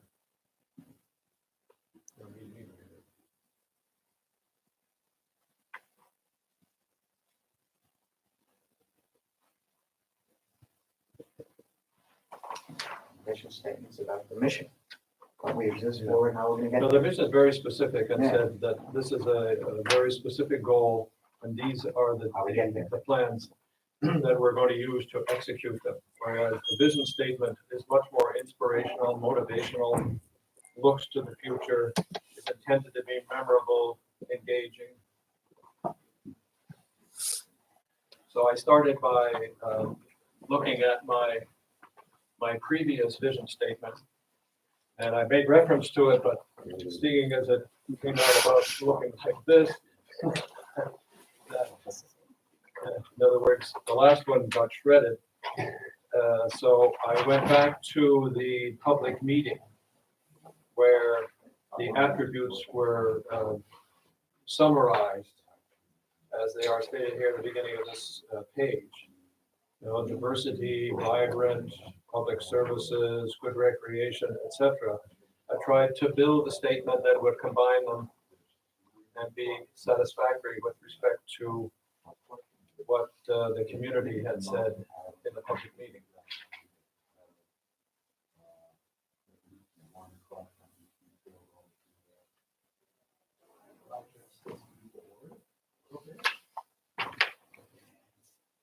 And one comment is that if we have this much difficulty creating a vision statement, how are we ever going to write a master plan for the town? Well, I thought in the last meeting too, we agreed to, table's not the right word, but we agreed to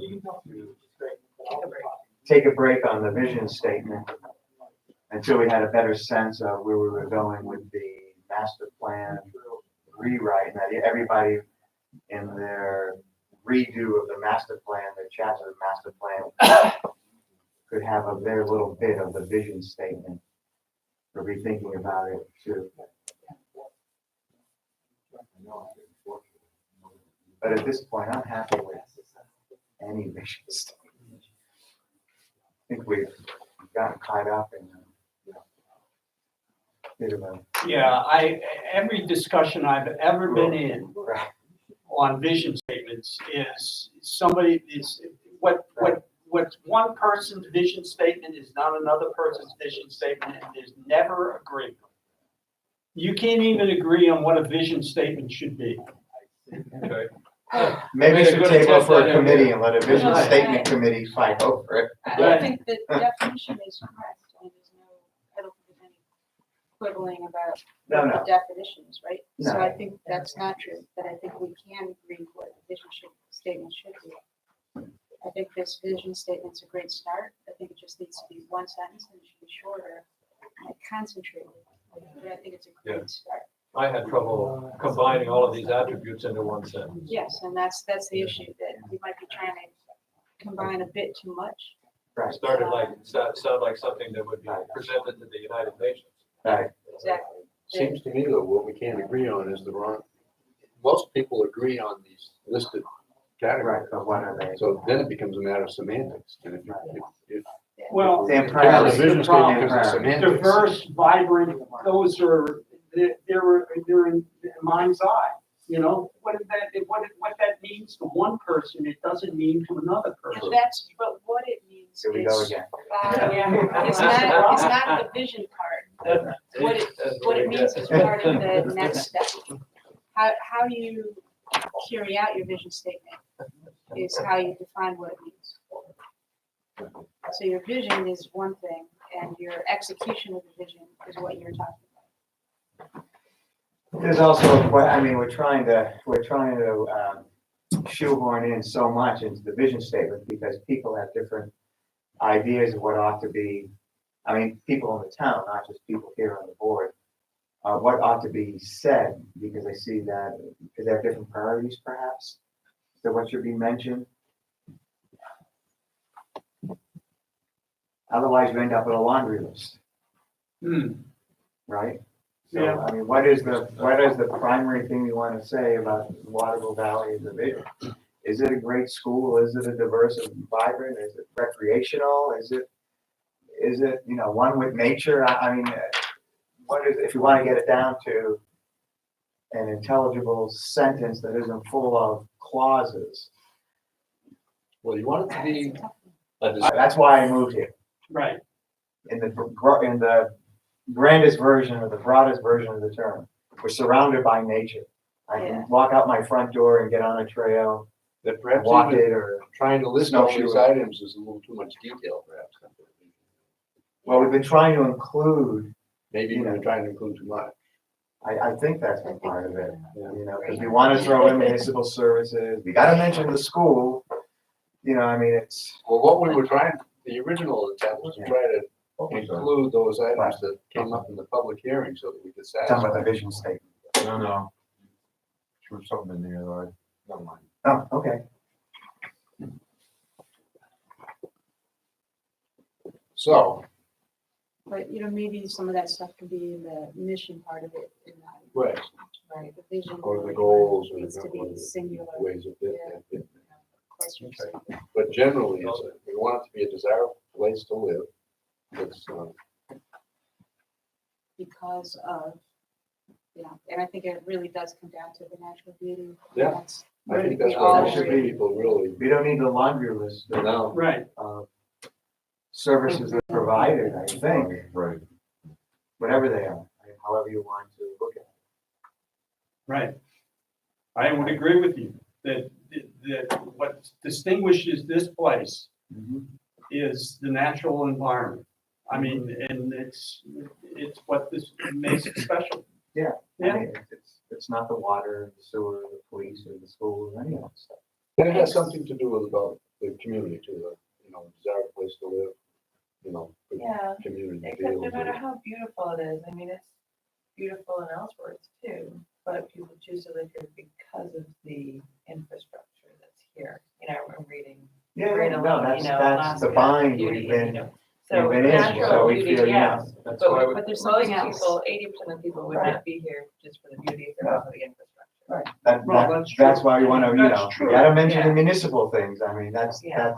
the point, we But that- gotta mention this, I think Gotta the mention municipal that. things can be mentioned more succinctly than you've been trying Into to. just like the quality of the community somehow. Yeah. Somehow we Infrastructure get it. doesn't sound good in the vision statement. It's not a pretty word. It's No, not a if pretty you word. wanted It's the good best of the sense infrastructure, of the you could community. probably go to Holderness or, Yeah. you could go to, Yeah. there's a ton of other communities you could go to. I'm guessing if your goal was just good infrastructure. Right, it's that combination, that balance. It's the natural environment and it's the quality of the community. Yeah, it quality would is good. define yeah, it. quality of life, Yes, Yeah, the I think quality what of you're life. talking about. Yeah. That exists because of the water, sewer, school, police, fire, we've got all that for a town I of like four that hundred. quality I of wouldn't life. put it in Yeah. there. No, that's what I'm I saying. think quality of That's life exactly says I that. like Right. quality of life. I'm agreeing with you. I like that. I'm agreeing with that. because all this other stuff falls underneath it. Right. And then we can talk about that in the details later, Right. but the highest quality of life within a natural environment. Because we've got the recreation, the community, all that stuff can be listed later. Getting The there. vision I know, I statement, feel like we're getting there and Yeah. it does need this much discussion. I mean, It's vision really statement, we hard want to to do. maintain it, like maintain, No, no. improve, I mean, which way, ensure or? It should be just inspiration, my experience What's our is vision? it's inspirational and Right. that's the only purpose that Right. it serves. Well, I mean, but it's It's attached not a to list of to what a- you need to work on. No, but it is attached to a master plan which is supposed to govern Right. the development of the town. I'm saying it's a town distinguished by its natural environment, quality of life. And we want to keep it that way. Well, that's I don't supposed think to, we have to that's what you say vision is to have that, it that way. Yes, yeah. by saying that's our vision, then we're saying that's how we want to keep I'm ready to agree with anything. it. Just start talking about it. Seriously, we, Yeah, I like that. Yeah. Waterville Valley is a town distinguished by its natural environment and quality of life. And that kind of Yeah. I like it. encompasses everything. And then Yeah, we we go can on keep to it say the other small. stuff. make it, make it, Sweet. That is short and sweet. yeah. Don't throw that away yet. All right, we got it. You got it? We have something we agree on? That's It's a thought. It's a good Short, thought. sweet. Strong thought. Yeah. Again, we don't have to We all finalize came it, up we with could it just, together okay. by agonizing over everything. right. That's fine, but I can say the last time we did this a month ago, the short and sweet was shredded in the preference for this list. Laundry list. See, that's what happened to the last one. But that's, we've gone back and forth now. But we've got more general agreement now than we've had in the past. And Okay. that's because we haven't seen, you gotta see the vision, the mission, the goals all together. And then when everybody sees that what they are thinking of is encapsulated in there somewhere, they'll Exactly. Okay. I'm not trying to push one way or the other. I'm really saying that we've gone from to the left, to the right. Now it seems to be coming back to the middle again, which is fine, as long as we get it done. Yeah. The process is important. So, Could you read that again? Waterville Valley is a town distinguished by its natural environment and its quality of life. Love it. I really love it too, because it really, like everything else does kind of fall underneath it. And so our vision is, that's a That's statement, That's a statement of existence. yes, so our vision is to preserve it, to Oh, preserve no, let's it. be happy to about we be- have this and let's go on to the other stuff. Yeah, well, let's let That's the this, business lady. Well, that's let's real work work here. it out. Let it rest for a It's not a while. vision. yeah, it'll percolate for a while. while Could we we, move on. could we somehow all get a copy of that? Nick? Yep. So we can kind of look at it. You're gonna have the exact wording, Nick. Yes, well, that's what we agree with right now, Yeah. Yeah, Well, let's it's, look at it. right? It looks good. it's our working definition, or working, vision think it's- now. Just a working copy. Yeah. Working. Needs a little bit more. Yeah, well. Yeah, but let it How do let we- it rest a Has little there bit. ever been one that didn't need a little bit more? Nothing, yeah.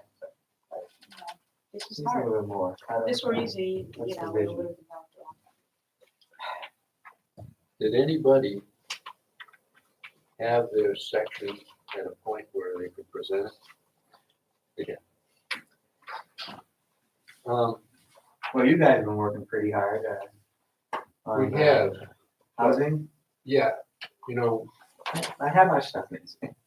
did you wanna present it? Oh, well, no, I mean, Nancy and I have met and we've talked about it, this was. Well, let's go over frankly, a yours while back. today, then let's have yours the one we go with. Oh, I didn't mean to volunteer Yeah, that, I but- mean, I'm not ready to talk about it. Well, no, I mean, we've looked at,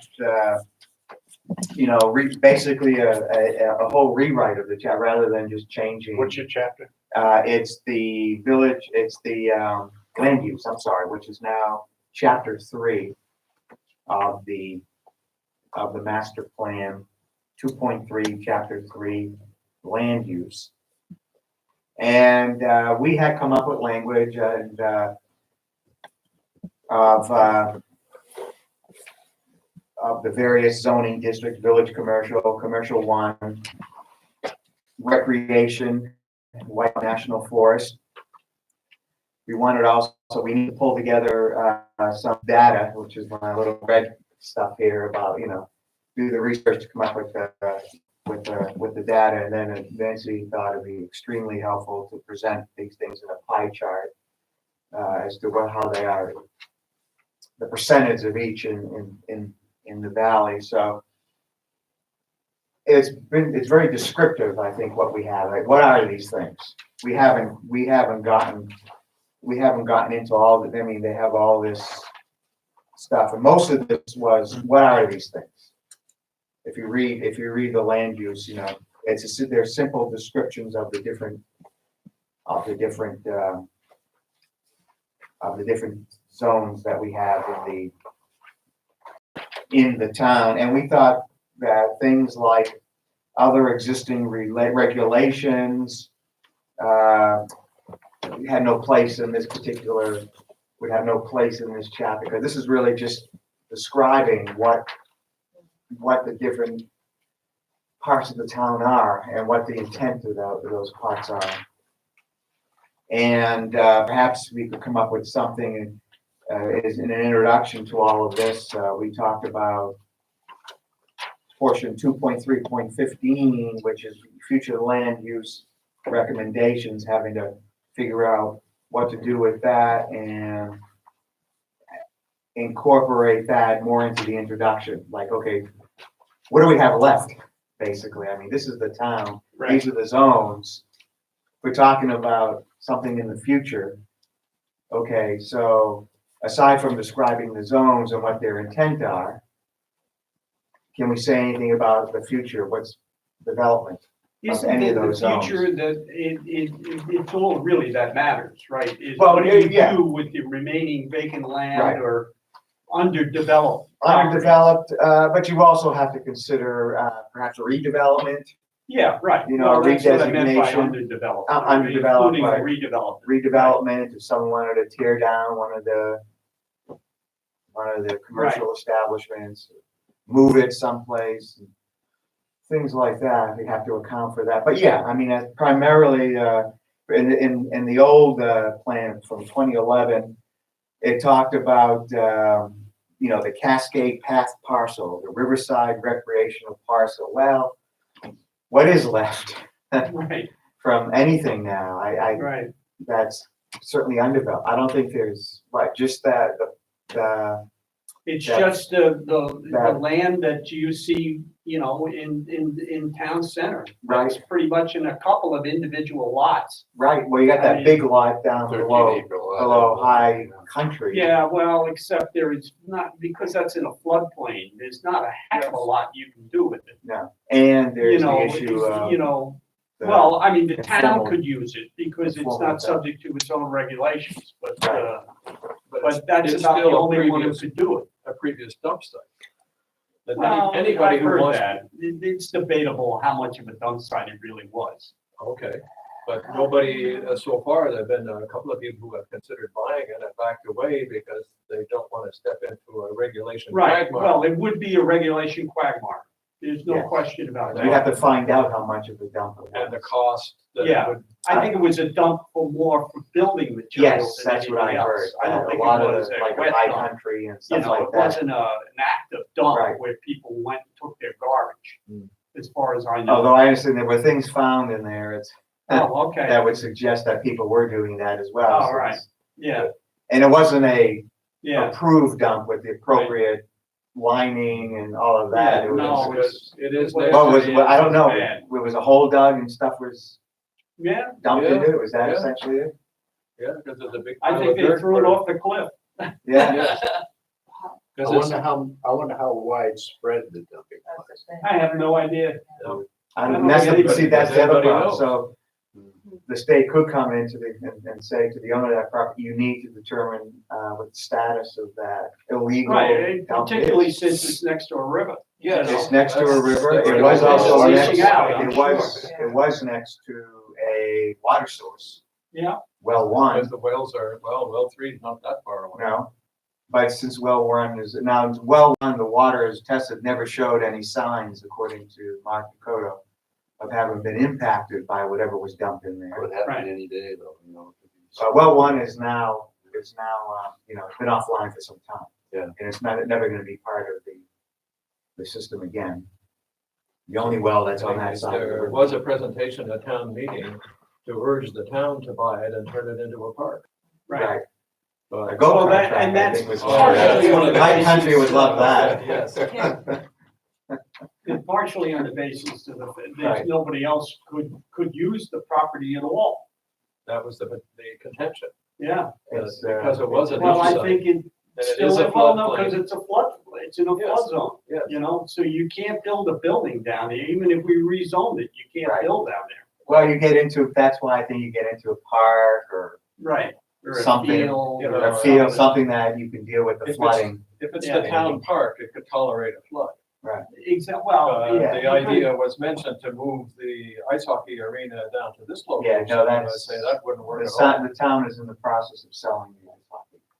Yes, I arena. So understand. that's going to go away as an issue. That's not the point. It's an interesting No, I piece understand. of property for the town to consider though, because the taxes on it are very, very, very low. Right. And the assessment is very low. yeah, well, right, I mean, but again, what price, you virtually have to give it to the town. Well, It you- belongs to the Lot. Waterville property now.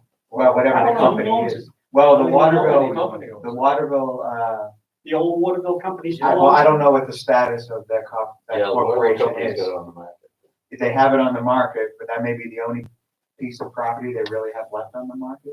They may have Could little be. ribs in the There are a ground. couple of Yes. little ones. that- Little Right. I think bits and they pieces. still got some lots over in, that Oh, that's are- right, that's that are right. Unsold along. The Valley unsold, they Road. yeah. sold some of them, The but some of unsold lots, the you're others correct. are You're still correct. some unsold But- lots, right? Yes. They're, it's 13 acres and they are practically giving it away. Yeah, But the price What the was price of what? 220. 220,000. And that's all it's assessed for taxes, so. they're Right. Paying hardly anything. But in any event, we, as part of the process, given that we were looking at a longish time frame here, I mean, we sort of laid out conceptually where we wanted to go, but hadn't gotten beyond that. Some language we put together and how to describe some of these zoning districts. That's all we've done to this point.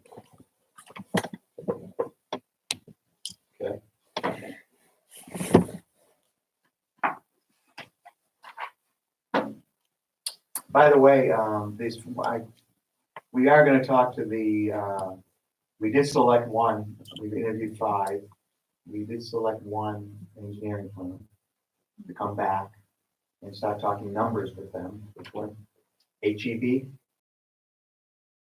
But we want down to the brass tacks and talk numbers right. about what it is they think we need to do and how much it would cost using them to help us do, in an integrated plan. And I bring it up because these firms, I mean, they're engineering firms, but they also help with things like town master plans, because they're the engineering part of it, so they know how to back it into a master plan. That makes sense. I described that well, so we may get some help is what I'm trying to say. Once we get this engineering consultant online to help us, we may have some idea what we want to say, or they can perhaps help us say what we want to say about some of this stuff, whether it's land use or going forward and some of these other things. What to you was it that made them stand out amongst those? There were several things. They, because of the work they've done, they seem to have excellent contacts with the White Mountain National Forest.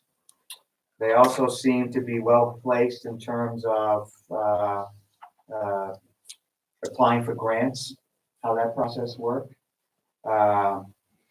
They're local. They're small, perhaps, with these larger companies. And their presentation was extremely good of things they had done in the past. They've worked with recreational cars. You feel comfortable that they can take on something of this magnitude? Yes. Because this, it may be small for Du Bois and King, but Right. it may be really big. No, and they presented some of the work they've done for resort towns. Now, I don't mean to say we're a resort town, that's what we're perceived Okay. by others as a resort town. I'm happy with that. Yeah, And they seem to have had good experience, and resort towns like Right. ours, because they're in North Conway. right. So all of those things seem to work to, And I'm just curious, did they look at the amount of money that's available and say that, you know, they commented one way or the other as to whether they think it's doable? that's the phase I think we're going, you mean in terms of all the, Right, All you the know, we projects want you to we want. redesign the roads, and we want you to do this and all this stuff, and then somebody says, yeah, but that's gonna Gonna be more than cost you, 150,000. yeah, it's Well, gonna yeah. cost you a lot more money. well, that's what we're trying to get a handle on, yes. Okay, so that we're at So- that step. We're at that step where we're gonna call them back, we're gonna now Right. talk specifics, this is what we're thinking of doing. We would like to have done, let's talk, money. Are you gonna Right. consider talking to one of the others if this doesn't work out, Yes. or have you rejected them already? No, I mean, if we find that the numbers are too high, we would move to engage with one of the others again. And it may be helpful, frankly, it occurred to me in our discussions with this firm that, besides me as the planning board ex officio, it may be helpful for perhaps a town core member or the planning board chair to be at Or these. conveniently both. Yeah, well, yeah, look at that. Or her representative or somebody, or anybody from the planning board to listen in on these discussions. It was a grand plan. Because it is gonna impact, what we're, and as I said, these people can help with reviews, site plan reviews and things like that, so. I mean, it'd be helpful to talk to these folks and listen to what they're saying. So I don't have a date or time yet as to when we're going to bring in HEB to talk numbers and plans. Well, we should get that out, Nick, to the planning board Okay. members and, I'll talk with Mark. yeah, probably also the conservation commission. Every guy, these are stakeholders and where we want to go forward and things we want to develop. They may have an interest. So you have to involve the conservation committee. Once we actually, but get their input. Any event, that's what we've done on this particular chapter. Okay, somebody else is doing it. Thank you for being the first one to start that out. Good, so we're done, Nancy. I know it. And we might probably talk about getting together and with Mike. Yes, for- no, we've done, significant Yeah, work. but try to draw it together, it's something we can present We anyway. need the words. Or anybody else, I would appreciate it, or Wendy would appreciate it. If you, since you're supposed to be running the meeting today, if you would, start to put your sections together, because, now that the vision statement, we're getting a little closer to home on that, we really should start looking at these sections before we get too tied up with any applications that might be coming in or something. So it's a good time to do it. And we will, commit to having something pretty soon, at least put together something we can present it anyways. Okay. Town core group, committee report. Yeah, we're basically, at the step where we're ordering the signs. Or Mark has ordered the signs for that trail, village trail between the dam and Spencer Road. Are they gonna have ski resort on every one of them? We are incorporating the bug, Okay. small little way. So that had we'd had the design months ago. So went ahead and the signs are ordered. And I believe Mark is moving forward with ordering the lights as well. So it's in process. So just a question from the other night, the chapel, that's proposed, is that part of the town core group thinking? No. It's separate. We're trying to work in conjunction because we are, helping talk about the bathhouse thing, or whatever you want to call it. Right, So we're trying to make sure that the landscape. The works pavilion. out, and there's, yes. right. And Tom Gross is kind of the overlap because he's on both the town core and of course the chapel. So he's been helping to facilitate, making sure we're keeping an eye on everything, but the engineer is of course also going to be helpful with that. On the layout. pavilion, yeah. Yeah. And trails, we're looking at them for help. But, you know, because the one thing that's come up is if we have that pavilion, bathhouse, whatever, and it's kind of close to the chapel, we want to make sure, as Tom had stated, their funder does not want the chapel used as a hangout. And if we find a way to distinguish appropriately between It's them, be an open structure though, right? that's, That's what I thought they were Yeah. looking for, not an actual building, let's say. The chapel or the pavilion? The chapel. Yeah, Robert. well, both, yeah, yeah, that's true. I'm sorry? Rob Wilson's involved. Oh, He yeah. would be the one to Be able to tell us tell us what these might look like. back from medical leave. I don't, yeah, you know, to me, it's a function of where in the, you know, when I heard that, where in the world are they gonna raise the money? They They have already a have say. it. Apparently They have the money? They Yeah. say- Have a The donor. chapel? That's what Yeah. they said, Donor. as long as it stays, it's only used as a chapel. Okay, Somebody's willing to put up the money. all right. What I don't know are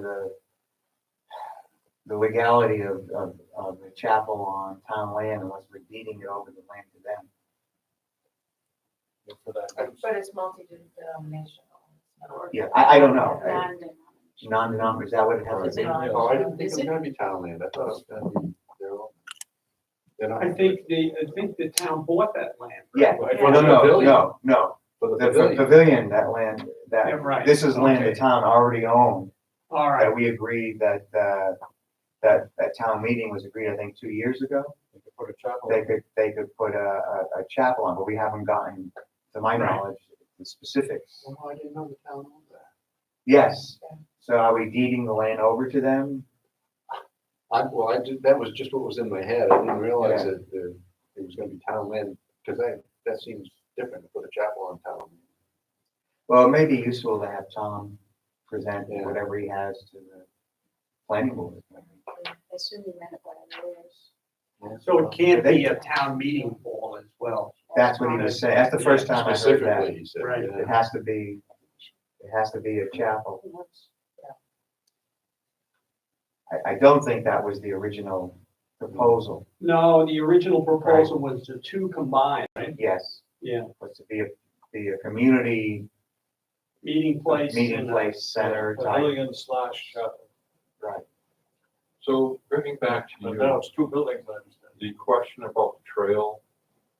I had a totally different vision of where that trail was going to be. So,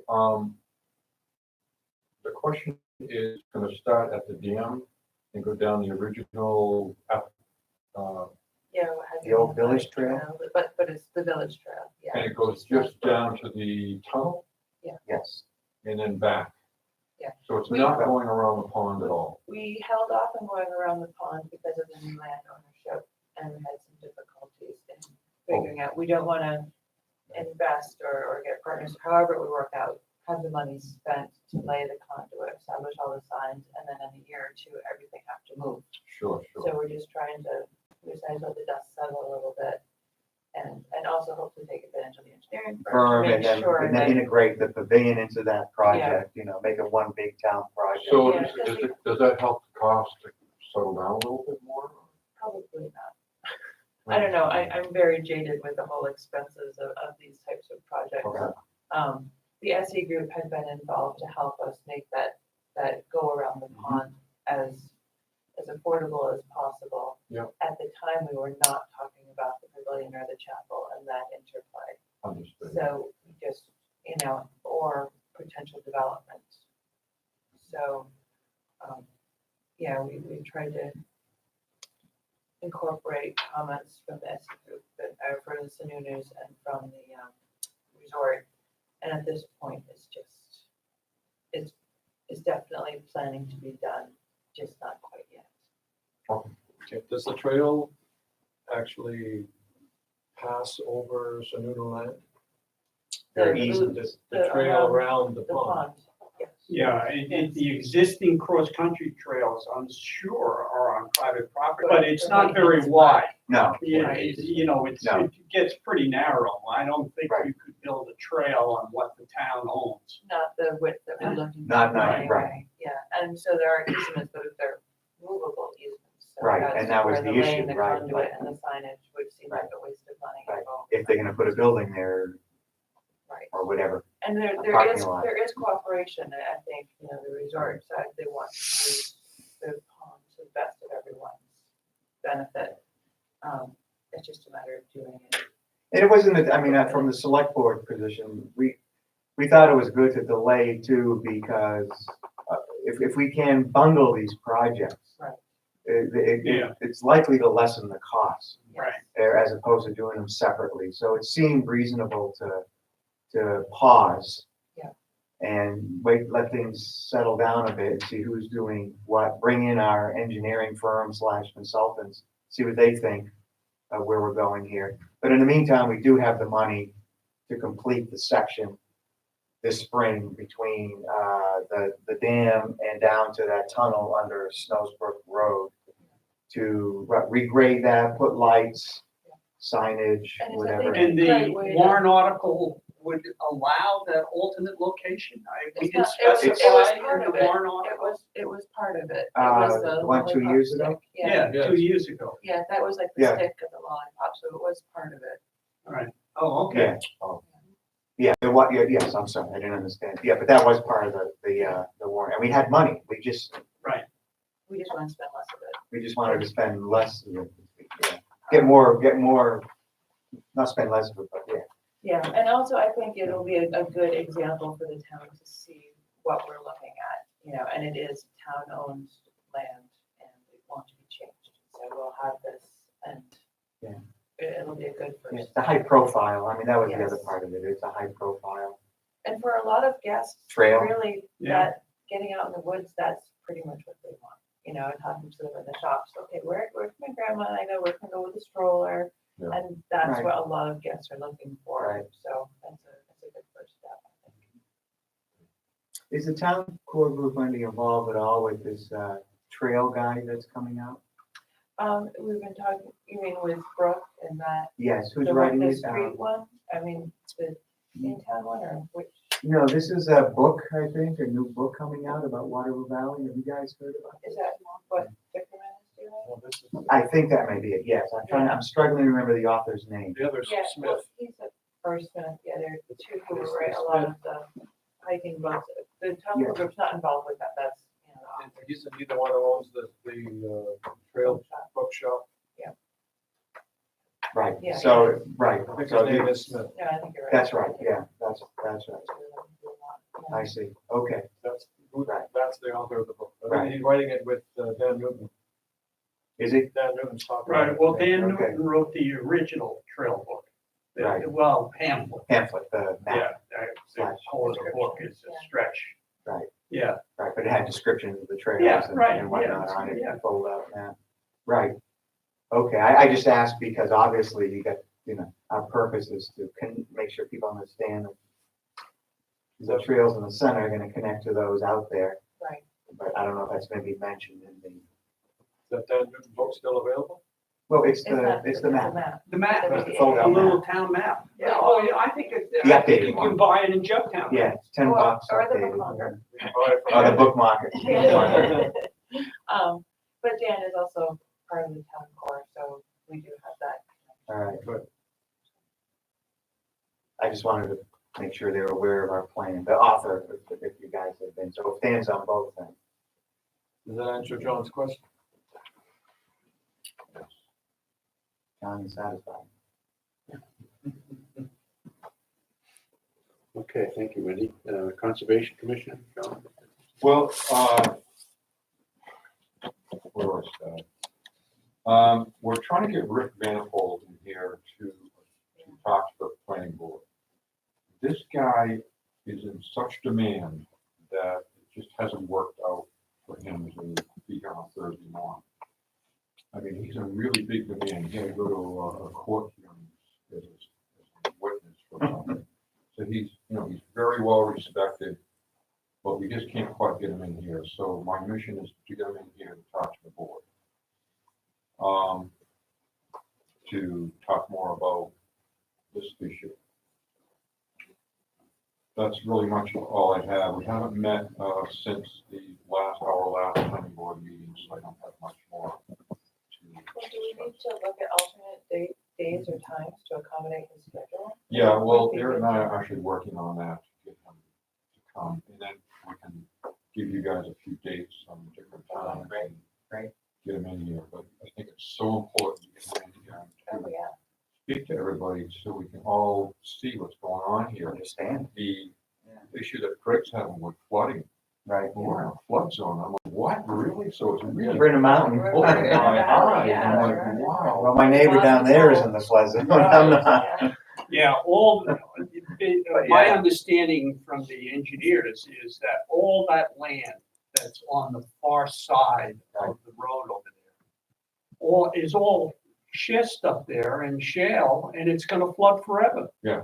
You know, You mean building under the roads golf up course? there, building roads up to Cascade Ridge and the other places was an exercise in futility.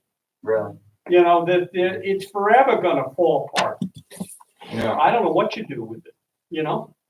and that's a lot of the issues with the water lines going up there. It's Right. all on a ledge. It's not down deep. Yeah, it's not, you don't have no soil up there, Right. right? You've got ledge and that's it. So it's the issue that it's moving. You can't get it below the frost line. You can't dig down enough to get it to where it's underneath the The only way you can frost, so do it it is breaks to- up. Right, is to blow it up and. You gotta blow it out, you and know, you gotta use dynamite that's to wicked get the, expensive. right. So I don't know, the roads are gonna be a mess up there. Building those roads to town standards was not enough. That was the problem, Right. you know? So we're talking about Moose Run and Cascade Ridge. Right, absolutely. That they're Yeah, both well, falling and- apart. well, we already tried to repair the one road, what was that, Lost Pass or something? Golden Knight. The Golden Heights Road, we had to Yes. completely rebuild, and we curious to see whether it lasts 10 years even. But that was the fault of the contractor. They didn't stabilize the soil in that house they were building. And we had a heavy rain and all that soil came down and blocked the culvert, and then the water ran over the road and ate the road away. So that wasn't so much the way the road was constructed, it was the fault of the contractor. Yeah, right, Is that that Moose he Run? ruined the road. Heights Road. Golden Heights Golden Road. Heights Road, I yeah. see. He just came right across the road and wiped it right out. Okay. And then So, if I may, it's drainage. one more issue, and I'm asking the board to just take a look at this. I have a question. If I can find it. The properties along the Valley Road there were, they put in a little access road. I don't know if anybody has seen that, but is that Golden Heights? Well, you go up Golden Heights and you take a right past the condominium there, they've extended that out, is that what you're talking about? Well, yeah. They cleared up. It's just the clear, and they put a little access road in there right now, to get in there, Right. start doing things. So my question is to the board, if we could, and I've already sent the note out to Rick Vanderpool on this, if we could have someone take another look at this. Now, this is the engineer or the contractor that put this drain pipe in. So as I come around, I'm just gonna show you the drain pipe. a little bit. Focus on here. I don't think the road and the drain pipe are actually large enough. As you can see, the dirt that goes over the pipe. Yep. It's only like a Is few this, inches. this is not a temporary, Yeah. I don't know. This is in that spot next to Golden Heights. yeah, you go up Golden Heights, right? You know, Where the land is for sale, and on the left, is all that land that's for sale, and there's a And they've road. been working in there. Yeah, there's gonna be a road, an access road Right going now, in it's a there. pile of dirt. Because there's a. that's a little road starting to go in there, and they put a drain on it, so they wouldn't, This is recent construction. very recent. And, Do they have approval to work up there? I don't know. I don't remember. I don't know if the pipe is big enough, or if that road is high enough. So Going we- into that over the pipe. It looks insecure. So we approved the subdivision. Yeah, but my main, concern is drainage. We're talking about culverts and stuff. Yes. This is one of the things we're talking about, the drainage. And on one end of that pipe, you can see on the photograph that the pipe is down lower than the actual land where it goes down below it, and it should be cleaned out so there's a clear drain for that water to go through. Also, I don't know if that's an access road, I don't know if that 16-inch pipe is big enough to handle the water flow to come out of that area. Nancy hasn't seen that. It drains, does it drain the wetland that's to the east of the contract? It's coming down from Moose Run. So that's something you think on the other side, I think. This is on the north side. So you go past the golf course, Yes, there's Moose Run, you go up to Moose yes, Run. yes, The next little road that goes up with those two. yes. That's Golden. So Heights. what are they building up there? A single Well, family home? it's or the condos? access to the new property. I think this is probably the beginning of the road that goes and accesses those three lots. Yeah, That's right. And I think it'll be There's two turned lots into, back there. yeah, it'll be turned into an internal road. Yes, that's exactly what. And this is a situation, I think, John, where the planning board has the ability to require engineering inspection to be paid for by the Right. contractor. And, you know, this may be the exact thing that we could use the town engineer for. Once we get them online. Get them online. Could be. But you're right, you know, these things, that's what they all, it's always been in the past that the contractor just, we approve the road, the contractor comes in and just does whatever they want to do during the construction because there's no erosion control plan or we don't require one and there's no one to really do the inspection of these things. This is an erosion control situation. This is something that really should be looked at and monitored. And So I just wanted to bring it to the attention of Yeah. the board Yeah, it's to valid. maybe pursue. this is what happened with Heights Road. It's the very same thing. Open Heights. The contractor wasn't doing the responsible thing with regard to erosion control. Heavy storm came, the material eroded, came down, blocked our culvert, ran over the road. And it's very likely that something like this, although I think this drains into a wooded area or a wetland at this point. This is not draining into that, this drains right down alongside that road, that Heights, In terms Golden of Heights. design goals. Golden Heights. And it goes right down into the Valley Road. Right, so it'll be the same situation. But So the water goes from where to where? John? this, if you look at that photograph, you can see where this land right here is higher than the pipe. The drain, So who signs off on the plans for this kind of work? Would that be Chris as part of? Well, he's the building That's inspector. Valley Road. Is the building inspector, he would sign off? This is Valley Road Yeah. here, right? I don't know. We don't really, you know, we don't really Yeah, have because that it's in Golden Golden Heights Heights. coming this way. We don't have a road inspector, No, now we whether the don't, building right. inspector would be, he's the one that issues the permits and so forth. Right. And do Is a it- stop Is it meant, is order it if temporary? something was not Right. right. Structure I'm not to so get sure. access into I the, don't know. this is where they're clearing here. right? Scope of work Yes. involves road work, you know. This looks unless right it's, down, you know, it looks right down. It's building It's inspector. down. No, I Stop think sign in Golden defense Heights. of Chris, Yeah. his scope of control right now is basically handing out Water's documents coming that down. say, if you screw this up, you gotta pay the Yeah. cost to repair Right it. through Moose Run It would save area, the it's town a coming lot down of money through to there. make sure any new roads. And it goes underneath Yeah. Valley Road. Yeah. No, it's Yeah. going to the culvert. But this isn't Very a good. road, Culvert this is down, a driveway, right on Valley three Road. lots. Beside Valley Road. It's for Yeah. 3 lots. Parallel to it. Down at Valley Doesn't Road. matter, if they don't do it right, 24 inch. it's still gonna be part of Right. somebody. And I Down think that it's culvert drainage. that goes underneath the road. alley. So Well, that's what they- the argument has Right been to that it. since Right it's to it. a private road, it's out of our Looks hands. If temporary it to me. fails, then I'm the hoping that owners it is, I don't know. have, got to fix it. That's true, but since this drains onto town Exactly. property. Yeah, I agree. And puts You the gotta road say, at risk, then I would think we would have some sort of say in what the preparations were made to prevent it from happening. Right, I agree. Um, That's why we have drainage. Yeah, I wonder if we should, It could be temporary too. I'm It could sure. be- it Well, probably we is should temporary. find that out, I because this is the don't time think to I find can't it out. imagine it would be temporary. Well, it's just, it looks like it's just a temporary access road to get in Yeah, there. there's no, so they didn't put any They put this head wall or any tail. culvert in like just to that. cover the, But of course, I can't recall whether the details were shown for these culverts on the plans or not. They have these standards that they usually throw a sheet in there. Yeah, and didn't we approve those plans already? Yeah, we did. Yeah, we did.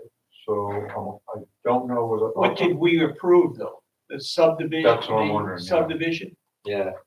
We did approve. Would have included, should have included drainage plans. Yes, Right. and that's what I don't know what we approved.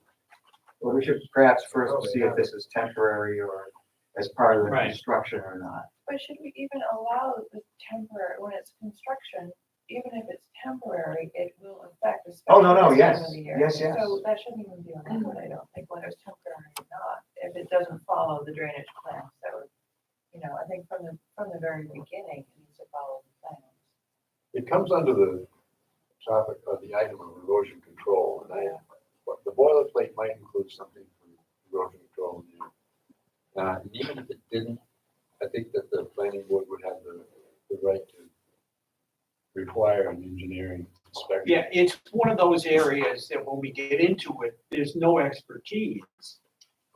Yeah. I mean, you've got expertise, but Wow. other than you, Right, I mean, that's why we're, the engineers are a good idea, to go out there and say, this will erode and it's gonna create a problem, therefore you can't do it. right. And I think we should probably have the ability to do something. I think like the that. regulations are fairly clear, that we can request that they do engineering studies that Yeah. demonstrate that it's gonna work. Well, this is where Rick Vanderpool would also be very helpful to us, because he has some type of degree that relates to this kind of stuff.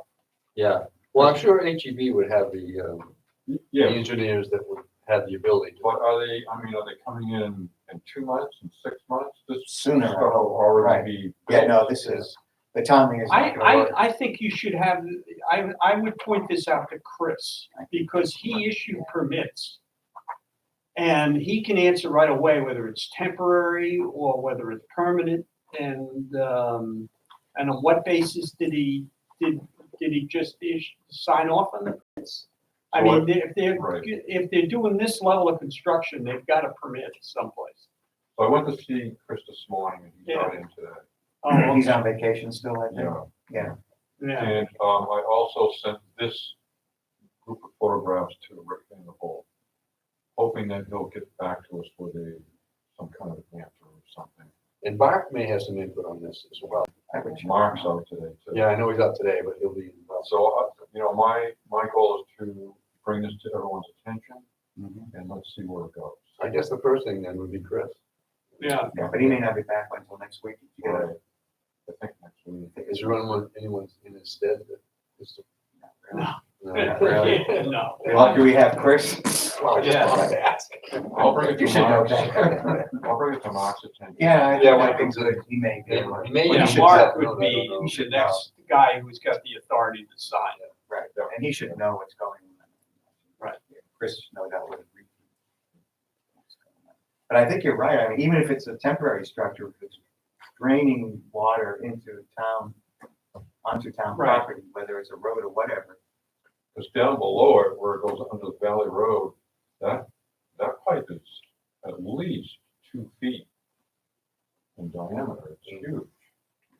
This is, I don't know, maybe, Is that good though? I mean, that's it'll really, it'll handle this. What is the? no, we want measurement this, I would think this would be bigger. Right, This is upstream. Right. This is upstream. Well, it could be small, it could be several, you could have 3 culverts that drain into one run that goes into that one. Well, that's what I'm saying, is right above this is several homes up into Moose Road. water drains right down through this area, so. I would have thought this should be bigger and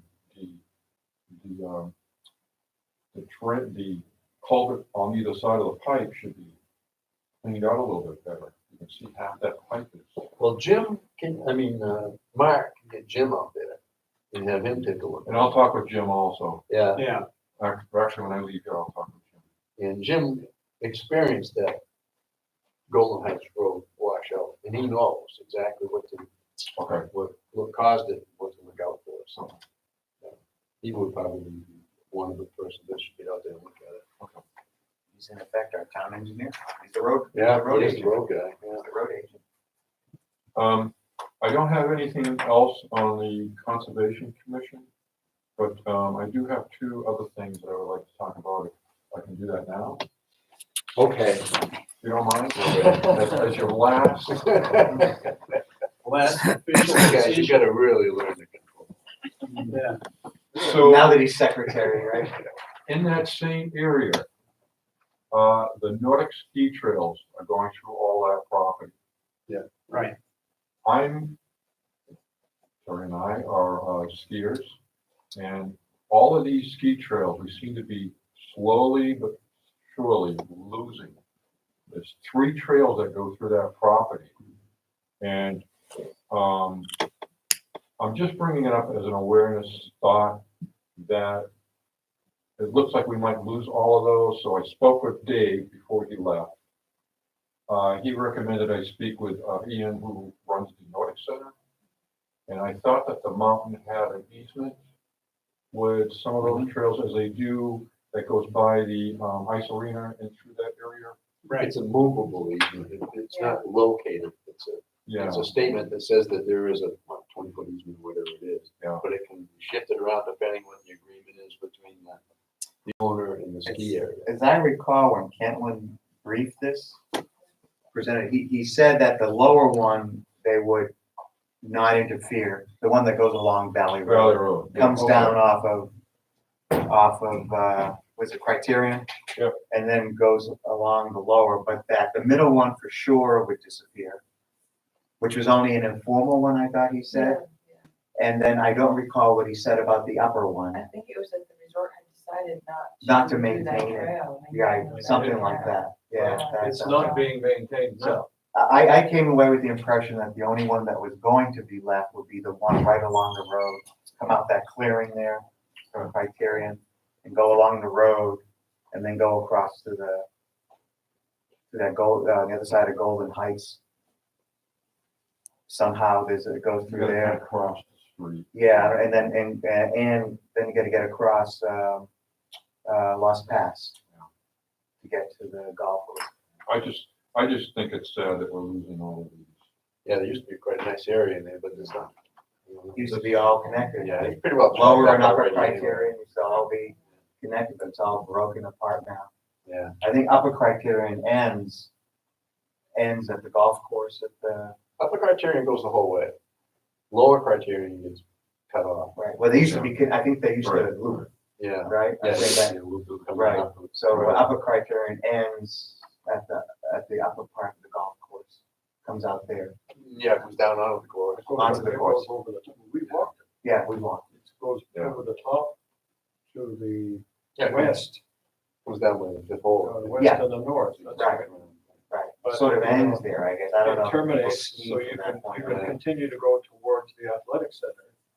Or you can take the route that goes under the very large culvert that brings you down toward the town center. After you cross a couple of roads. Yeah, no, it's all broken up. Just I wanted, don't think there's much we can do. Yeah. The only thing that, Okay.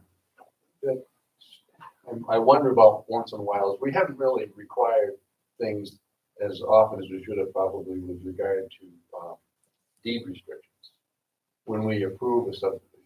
Because you can't, that's about the only thing that you could do in something like that is require a deed restriction for these properties that, you know, this is where the ski trail would go. But I'm not even sure we can do that in a situation where it's an agreement between Two private parties. yeah, the two private parties. I mean, can you Right. step in and require that? Water in a deed Valley restriction? Resort.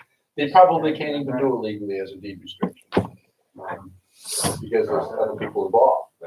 So, but that to me is about the only way that you could see that it follows through, because once that Right. property is sold, it's another owner and you know. you have to have It's that- only in the case where a deed restriction specifically stated that it must go here, that Right. you could turn something down on that basis. Yeah. But unless it's there, you know, you're stuck. That was never in any of the No, property documents. I that- think they got easements across properties, but that was it. You know, Yes. But it was from the Waterville Company to Whoever the operated. Waterville whoever Resort. owned the land, right? Well, Whoever well, it operated was the- the same company. I mean, we're lucky we It had, was. Made it very easy back then, right? yeah, we're lucky in a way that they even bothered to fill in the easements. Yeah. Just didn't let them sort of be They could have unauthorized. just chosen to ignore the easements. Right. It's their property. And to move on to with one more thing, that's all I have with one more thing. but I'll Okay. involve more of you. Uh-oh. What Craig just did about the golf course and everything, the select board wanted to see how we felt about that. So are we clear on what you're going to present to the select board with the planning board thought? You mean for the parking? The parking thing? Well, Or is no, developed the select board, sent him here to talk to us about how we feel about it. That was the So- park, For the So parking. the select that was board the can, parking. I think, it wasn't for the Wait, building. so though. the No. The parking. parking. No, it was for the, it was Okay, for for the the park. parking then? Yes. So are we clear on how we all feel so we can tell Rich and Rich can explain that to the select board About turning it from a temporary to a for the parking? permanent sometime downstream. I think I would defer to the engineering design when it comes through. Well, If it's something temporary to pass on, I don't think it was a problem this year. Now, what the problem was people thought they could park on the other side of the Yeah, street. and they rectified that. And that became a problem. But as far as, have you heard anything from the police or the safety department, or anything like that, that says, well, this was a real nightmare? or- No, they said it seemed to work well, both, Jim Mayhew and Chris seemed to think that, and Chief Noyes, thought it went well, seemed to work as an experiment. Especially once they put those signs up on the other sides. Even though there were spots on one side, then people were parking on the other. My own observation as a resident traveling that road, you have to be a little bit more careful now because the cars are right there along the road. But It's like driving in the city. you But it know. works like a slowdown mechanism. It does, it should, you hope. Yeah. Because especially with a tubing, you got kids, and there are people are crossing the road right there to get onto the property, they're not walking up. They're not walking up to, the crosswalks are lost past road. Now, they were originally gotten permission to park just the area adjacent to the clubhouse? Or did No, I they think it was also straight. get the entrance to the tubing? No, not the entrance to the, What did the temporary parking arrangement included what? basically from Village Road, a little bit north of Village Road, not right at that intersection. Down as, I think Not originally. halfway to Boulder Path. Yeah, but then it expanded, just to give it a look, because there were more cars. Right, So basically, between Boulder Path, Valley Road, between Boulder Path and Village Road, a big portion of that on the right, Tyrell property side of the road, okay, across from the golf course, right. as an experiment. The only comment I have on it, it really did affect the sidewalk. Now, it's a crappy sidewalk. Okay, well, that should That be brought area up, right there. But what would happen is by pushing that snow further out, it Right, just piled up on the sidewalk. so it made the And then sidewalk. they didn't even bother to clear the sidewalk there anymore. Yeah, well, there are a lot of people, a lot of comments about the sidewalk, snow Yeah, removal this season. Well, it really isn't that much of an issue because the sidewalk is low there, Right, it's wet, and it's always icy. I see. Yeah, Right. it's really You not- could- Well, you and he's walking out. So you're saying that that one of the results of the allowing parking there is that it made the sidewalk even more impassable? Yeah, It was buried. yeah. It was. Buried with snow could be good over the Yeah. ice. So the plow goes by, and what does it do? It pushes it right onto the Right sidewalk. on the sidewalk, yeah. All right, well, I will certainly mention Just that, let them know how we feel. and have to go into the, But the sidewalk is totally useless in the winter anyway. It is, I agree, yeah.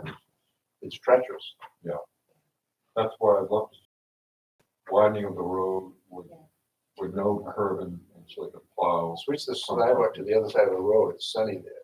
Yeah. That really helps a lot. That's Craig's land. yeah, and he's offered to, but he says he doesn't, there's not a lot of land there. Well, he's got enough to put a sidewalk. If he wants to park it, I mean, if the town's gonna say, here, we'll set up some parking for you over here, he said, thank you very much, and in return, we'd like to get a little bit of, which is all gonna be taken care of in the engineering plan, I'm sure. Well, once we They'll put the decide, sidewalk up there because it'd be on the high side rather than on the low side. The low side, it just becomes a Right. pond down. you would think, but So the other thing is, my suggestion to the selectmen is they would want to look at the ordinance on parking again, because we have an ordinance that says you can't park on any roads, anytime, for any reason. And we don't, and it's a typical case, don't enforce it. And if we're going to start exempting, I think we ought to, this wasn't. change that ordinance. It's by sign or because people get confused. They don't know where they can Right. park or not park. This was a temporary Right. experiment Yeah. to see how it would. I would And I say think temporarily eventually for you one need more to year. clean that up. Yes. Don't make it permanent. I would suggest we don't do it permanent. Oh, yes, no, I Not understood, yet. I understood the Right. planning board's But I think, sense. yeah, but I think the select board wanted to get a sense. Okay, I haven't From the missed that engineering meeting, from but, there. okay. Anything else on the? Interesting remark. Yeah. We're a town of 454 residents. Got all the problems, issues, and discussions of a big city. It's no different. Yeah. No parking, restrictions, We don't have signage, homelessness. drainage. No, that's true. Say again? We don't have We don't have homelessness. Right. Our welfare line is relatively small. Yes. We might be able to get some buses to bring them in. Have you seen the 10 cities of Los Angeles these days? Wow. We don't have the, Well, cold weather. we don't have Yeah. the environment that, Now we're Well, I mean, talking. go to Plymouth. It's a Yeah. tough place to sleep. yeah, the state isn't as generous like that. Tell the bears to move over. Okay, I think that covers it. So, unless there's anything else coming up. Our Accept a motion to- next meeting will be the usual, April 8th, no, 9th, sorry. 9 April, second, Thursday, 9 April, sure, Thank you. April. Should be here, thanks to the coronavirus. That's right. All right, I'll accept the motion to adjourn. Motion to adjourn. A second? All in favor? Opposed? Okay, very good. We'll stay here Got once a more. question for you. Can we talk about? Yeah. Ray once told me that there's I there's believe a special swampland between the area where, I don't wanna say anything because nobody buys my property. And I really So I don't don't wanna anymore. misuse my position. Yes. Just No, That and I there's was some thinking kind of trying to see that wetland on area my own, between the golf just to course have us- and us start his off, property, but you know what I'm I talking think about? it's very- Yeah, right. Ray, So, you well, were what there, out he of said the, out of that. the busy bushes, I was I haven't seen the open image. that. I'll show you on I the think you did. on Craig's property. And the golf course, Craig. What is the basis? You know what I'm talking about?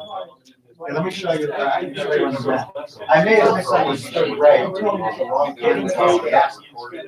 He asked the planning board thinking about trying to do something about preserving that. I think everybody appreciates it. Like, Right. And, what kind of um, data we could yeah, get. it's a good one. because So- really That's our all the things uh, that you do. So the golf course, yeah. Right. And this is what Yeah. it's buying those lots, so, and I was talking about putting in the cottages, I understood it like along the golf course here, and they have a path going down like this. It's not the same. So they park here, and the path going down like this. And what- Frankly, I so was you're gonna say, just running your- I'm in a butter, I mean, Yeah. So we ought to, You guys park you here, try why to. not park here? No. I don't have to deal with Send out something real like, parking here, see, looking at yeah, cars. yeah, I know. I Even guess in it's. the Anyway, immediate Um, future, I think thought Ray told me Karen, at some point of yeah. late It's a satisfaction we get. that he felt that the golf course. Winter is over, right? Well, I'm hoping the timing works out right. Well, Because I I was don't- Yeah, but it's just tourists can hit while we're in our springtime anyway, and then hopefully by the Yeah, May. we're trying to- right. Right. It had to do with it had to do with conversation that Craig had put in his tubing area. Oh. And I thought it was like the bottom of the tubing area in the corner, And then this would be around in this area. He said there was something with some kind of, I don't know if you This is say for- rare, but I think something, for- something I'll protect, it, some kind of vegetation that needed protection, something like that. So, anyway, I just wanted to bring it up, maybe you can talk to Ray, And I can't find it. came out of him being on the plan. And if it hasn't come up in your inventory, maybe that's something you can. Yeah. Yeah. But I'm wondering if it is. I somehow think that got wiped out. Walk all over the place. Yeah, I had Do you, watched. Jerry, do you remember that? But supposedly there's something We special used to here, have I think it's kind here, of a rule that maybe said it's if you along were here, I don't know, accessory somewhere in building, there. you had one kitchen. I don't remember that, but I have to, I could review it. I guess. Yeah, well, I remember when we got into the